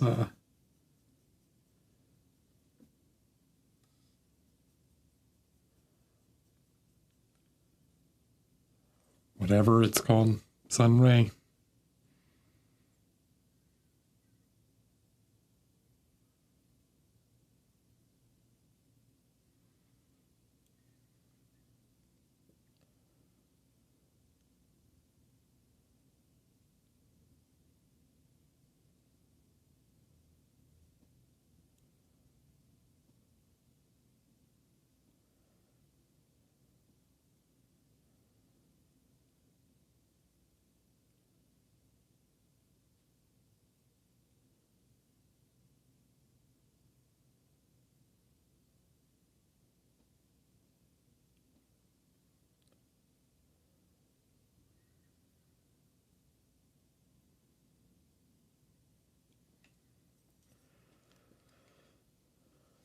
Thanks. Keep it pretty relaxed.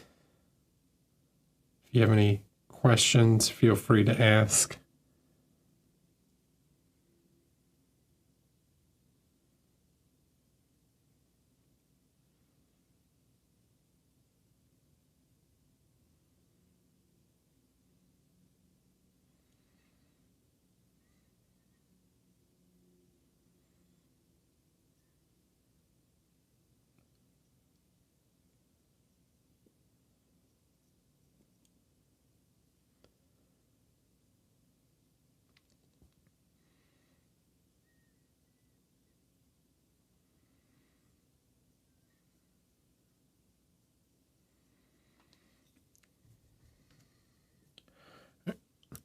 Tiny brush time.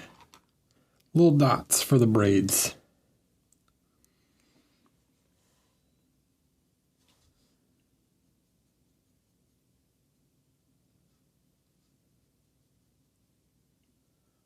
Warm this up just a little bit.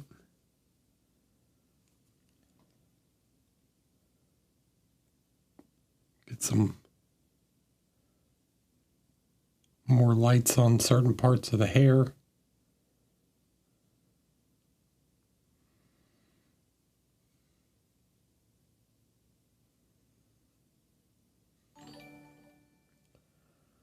Thanks for following.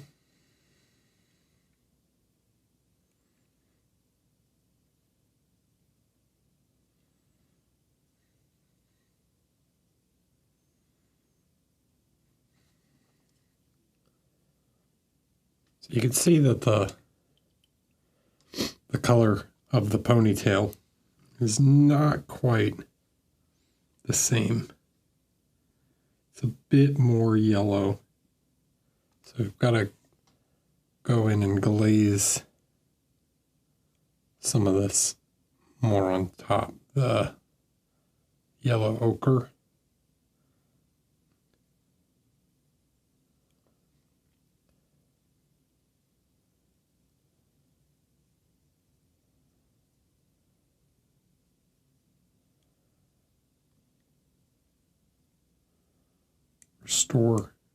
Restore a little bit of that yellowish tone.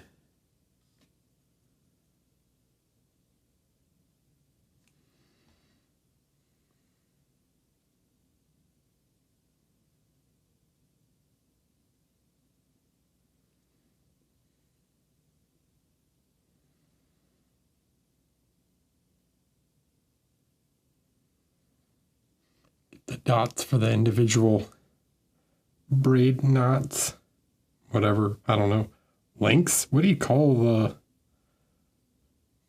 individual parts of a braid?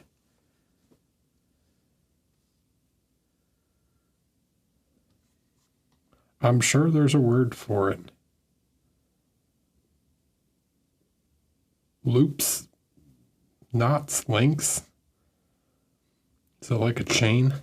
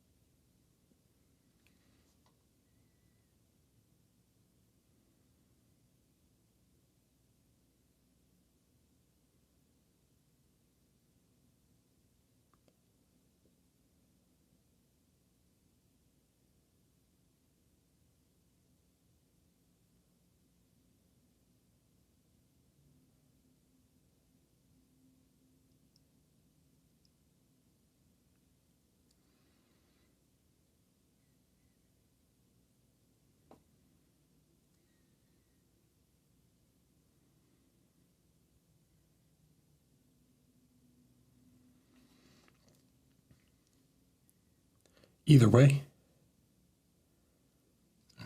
get some more of that color back.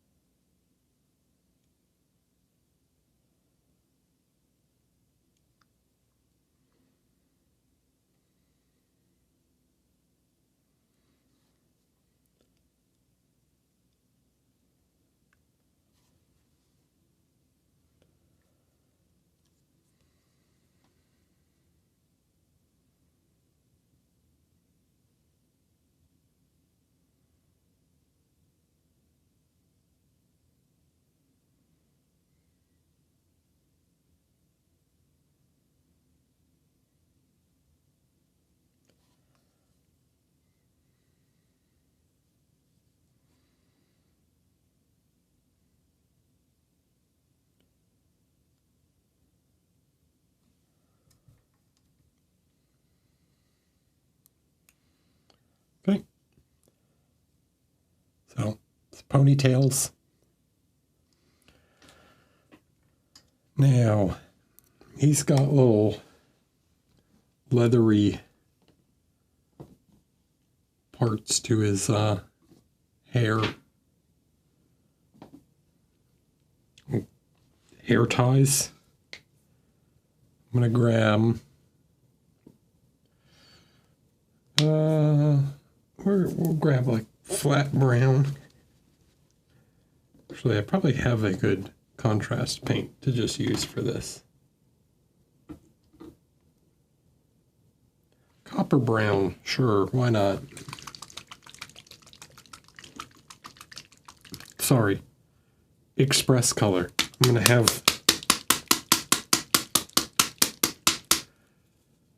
to continue to do that.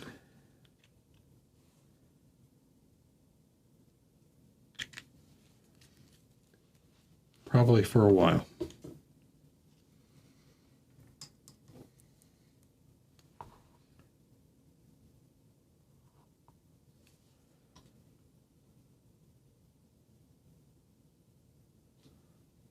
And that's okay, but I want just a touch of black in there too.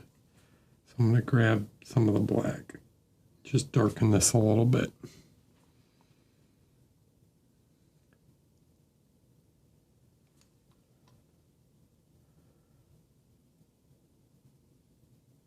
There we go, that's better.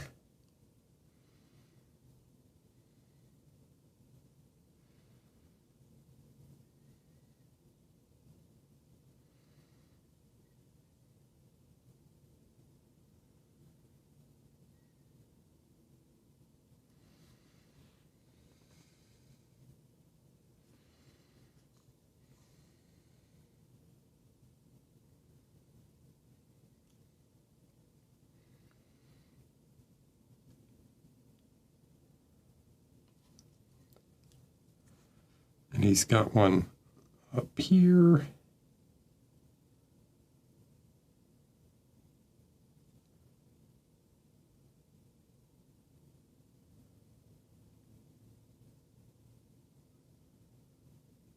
He's got some more ties here.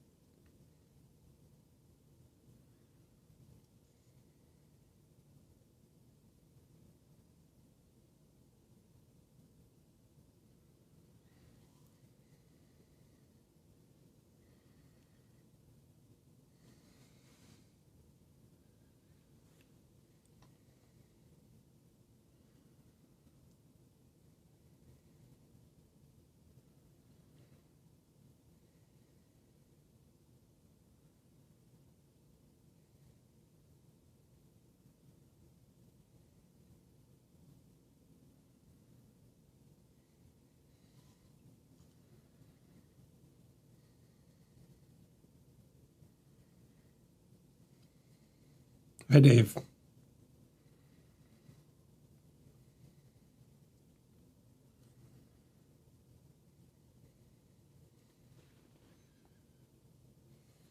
What's up? What's going on?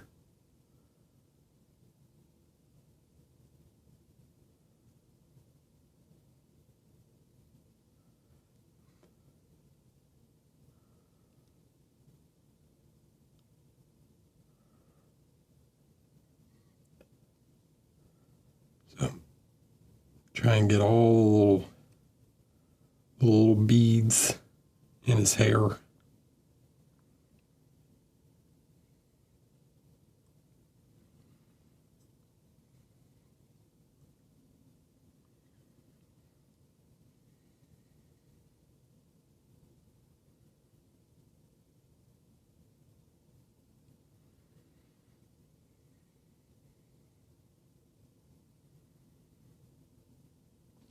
I'm actually going to use a little bit of the brown, really thin down.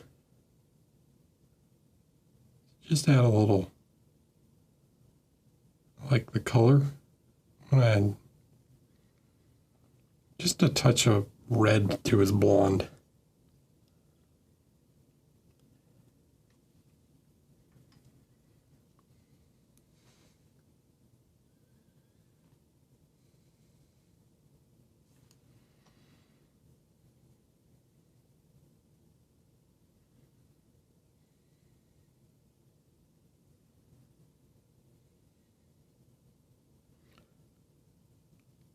'Cause I like it.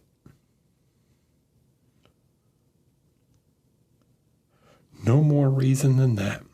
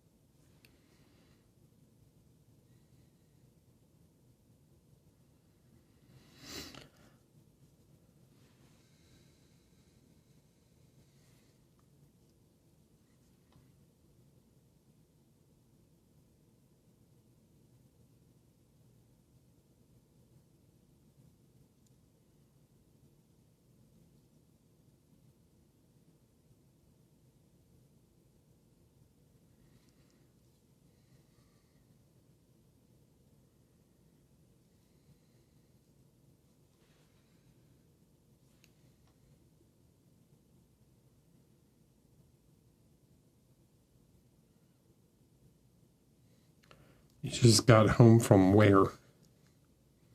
IKEA? I'm kidding. I doubt you were at IKEA. Though it's not out of the realm of possibility, I guess.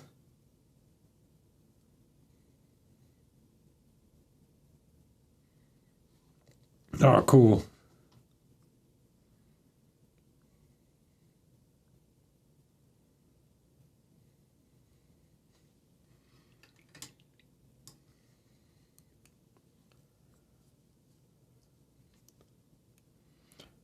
That's a little too much. I'm just gonna wipe some away from the highlights on my finger. Because why not?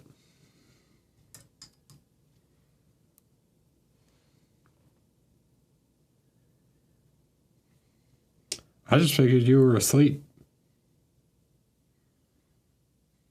Or eating dinner or something. I don't know.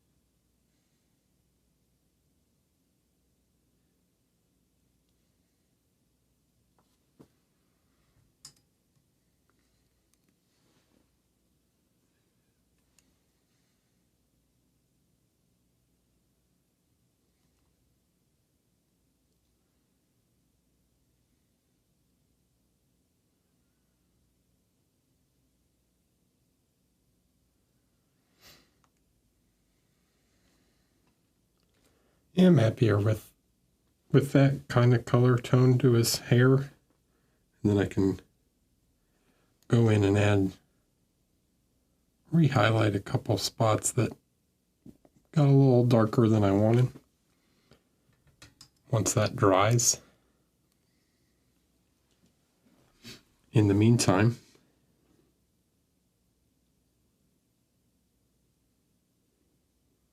let's take this whole red mixture that we've used elsewhere for the leather and just, I don't even know what these are so tiny. Just going to put a touch of brown on the hair wraps just to give it some shape and color.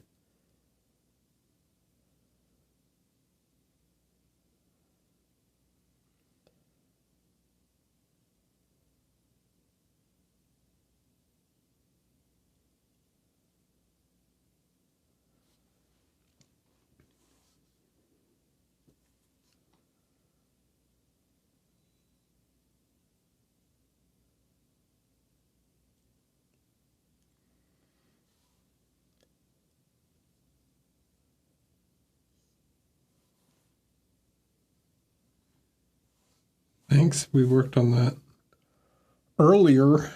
Painted all the rocks.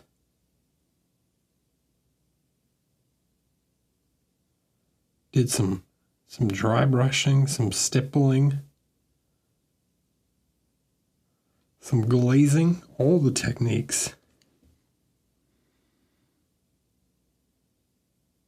Painted them and painted them up real fast.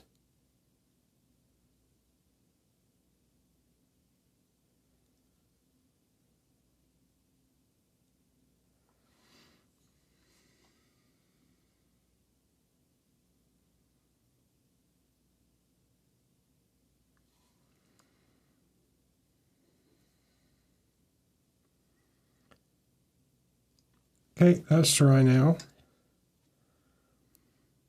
Now I need my spectacles.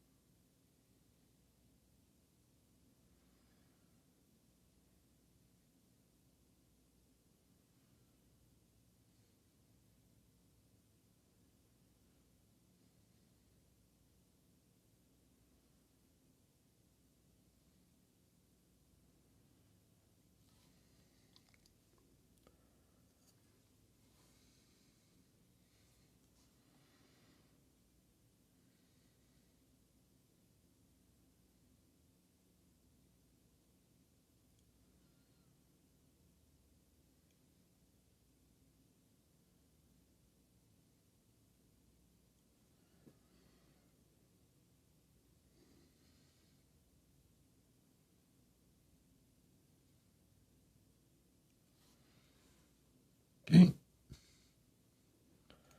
Now the sun ray.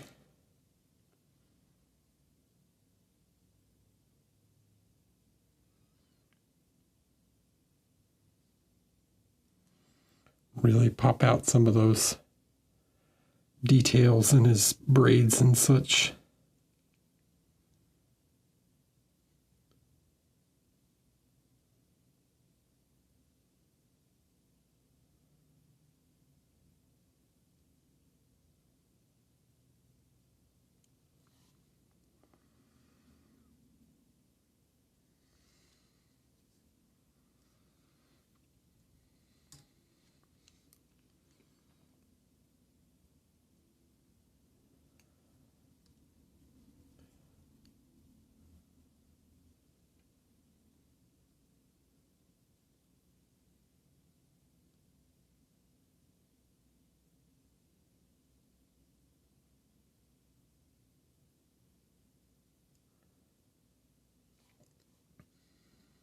Okay, not too much.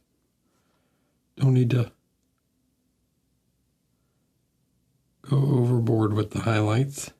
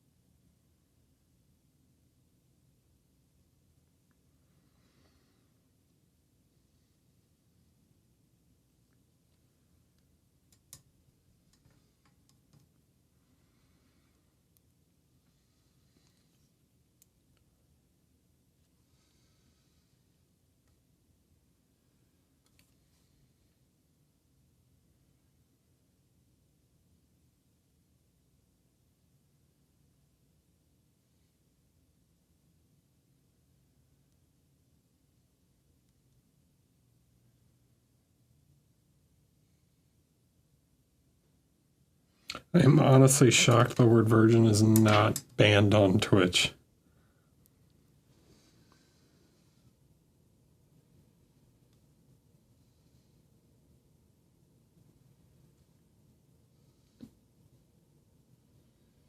Like one of the default banned words. It seems like one of those ones that would be.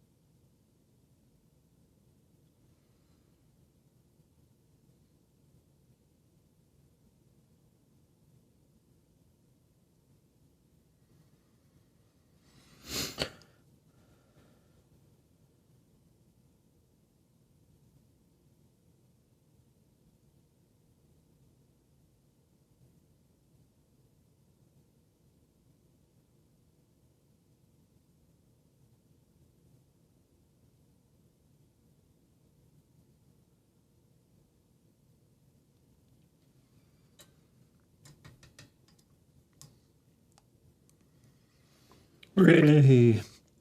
So,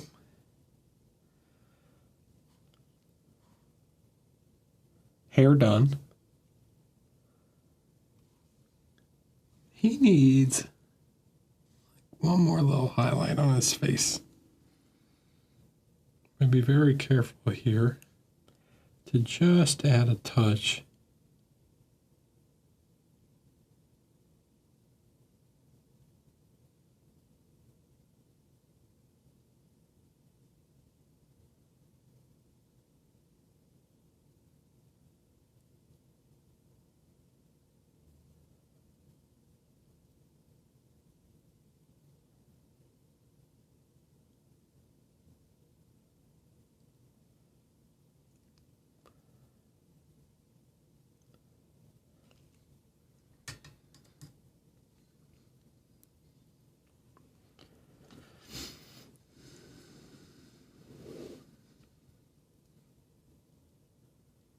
Okay, something along like that.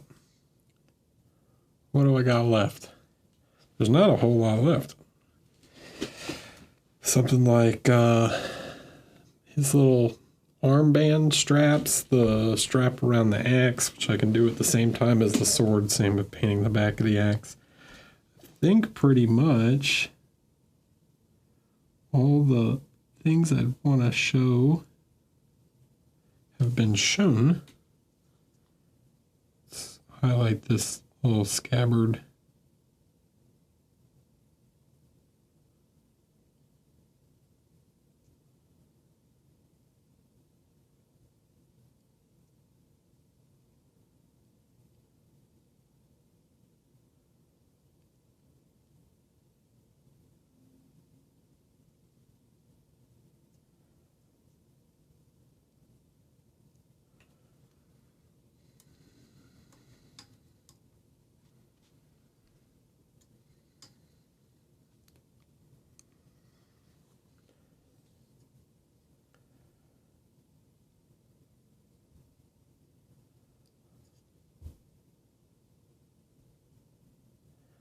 I'm going to paint the sword. So I guess I could just explain how I do snow real quick. I'm not going to put it on because I've still got some things to paint. But dude, it is so easy. So literally, here's how I make snow. Ba-da, ba-da. This is it. I take these two and let me find something to put it in.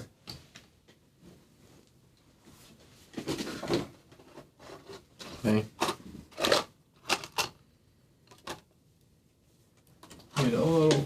Need a little container. container.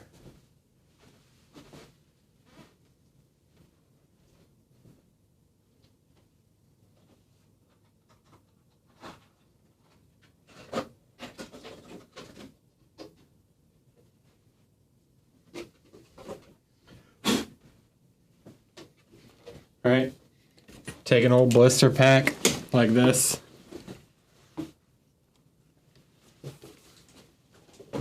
This one's dusty as hell. Take some scissors.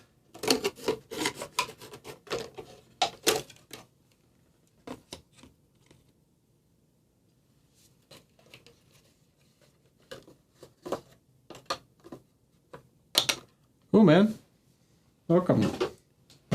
Glad you enjoyed LVO. Glad you well, I assume you enjoyed the class with Will. All right, so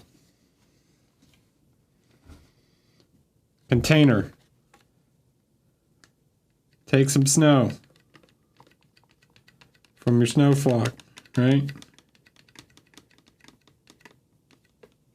There you go. Snow in the thing.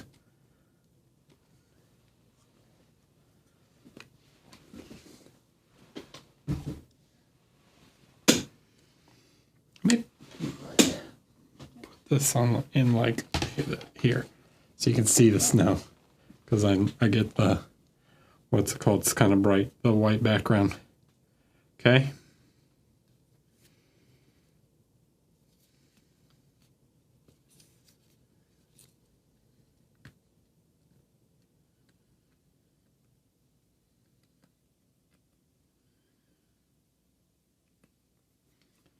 Elmer's glue. Just plain old white school glue. And then you take it, and if you can get it open, god dang, what's going on? It's all clogged up in there.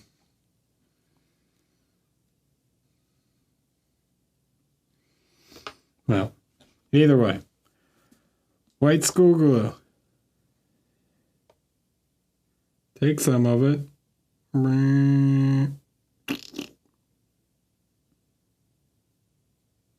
Like a 50-50 mixture. Okay?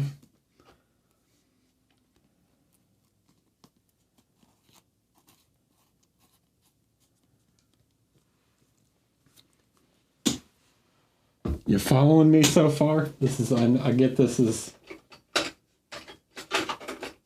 very complex process.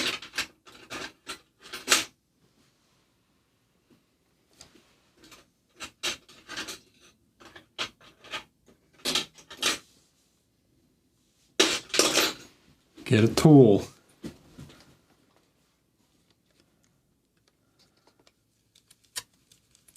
Take your glue.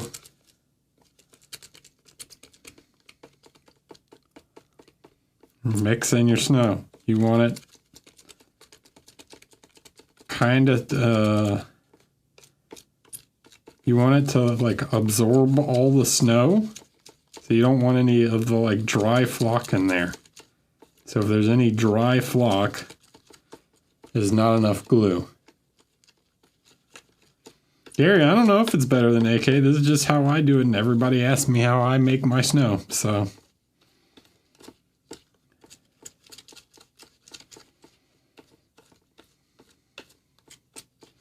Everybody wants to know the secret of how to make snow. What do you mean? If you have dry flock, then it's all powdery. You want it mixed together. Okay, let me get to that. It's not a. There's no question of if you have dry snow. The answer is don't have dry snow.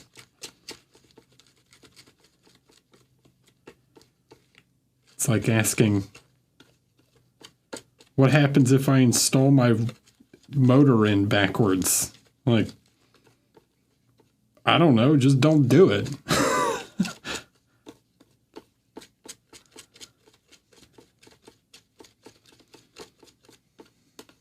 Okay, see, so there's still like powdery snow in here. That means there's not enough glue.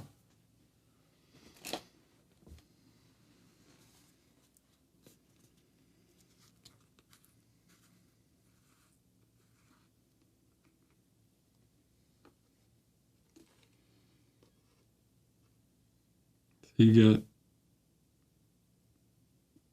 a bit more glue, and then if it's I don't think it's going to be too wet, but if it's too wet, right, you just want to get it enough so that it absorbs all the powdery parts.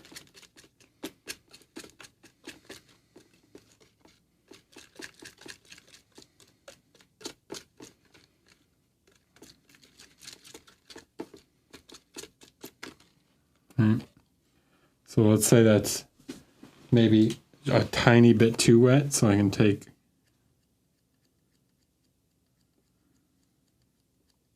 just a little bit more snow. I'm just trying to tap out a tiny bit. Right.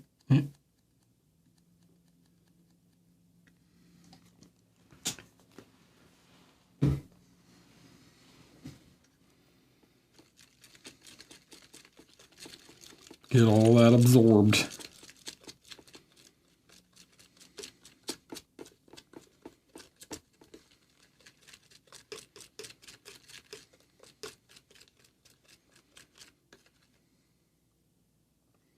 See? This is what you want. Where it's like sticking like that.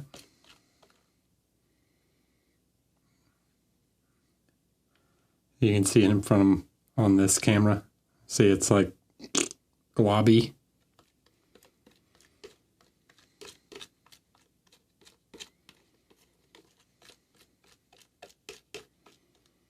Then you just take this and you put it on the model.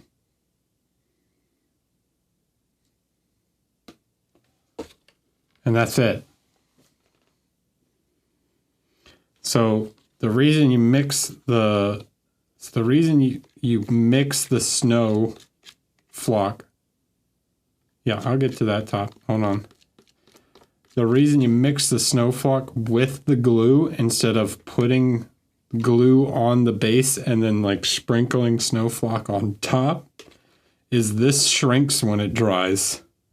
So what it does is it like pulls all the flock together and compacts it and levels, and you get that really nice like fresh snowfall look instead of like crumbly powdered snow. It shrinks and pulls all the snow together, gives you that nice like level snow.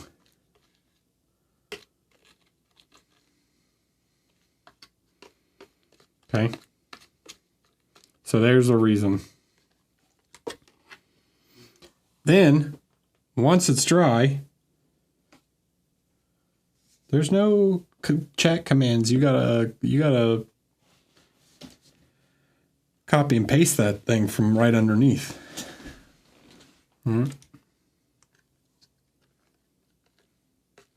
Okay. So once it's dry, then you take an ink like turquoise ink. I'll even show you. Okay, so here's what we're gonna do. Oh, I don't have the compressor over here. Anyways, it's like a one-step process. It's super easy. You take ink, turquoise. Sure, there's some blue over here.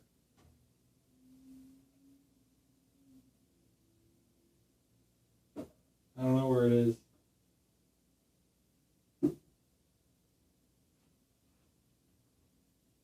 Oh.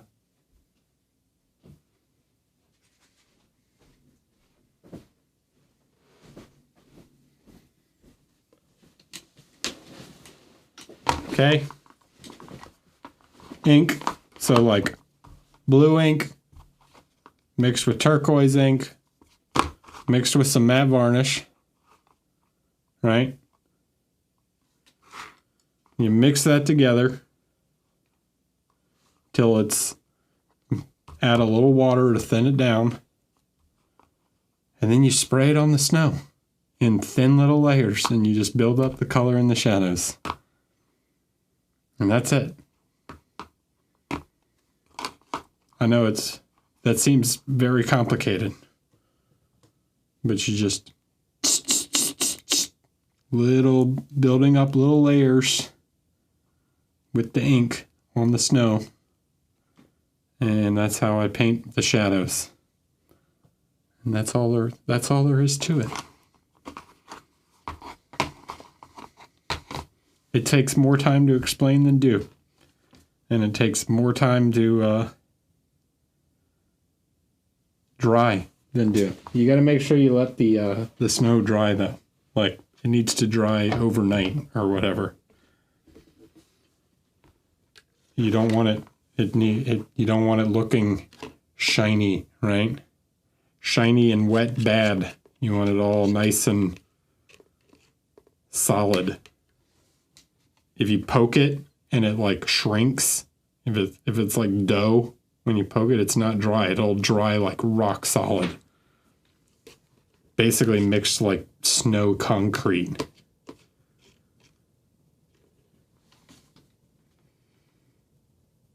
Any questions?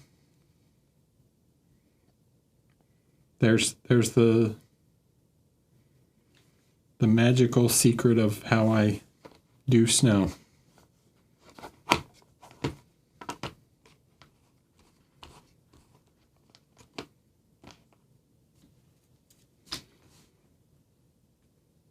Yes? No? Anyone?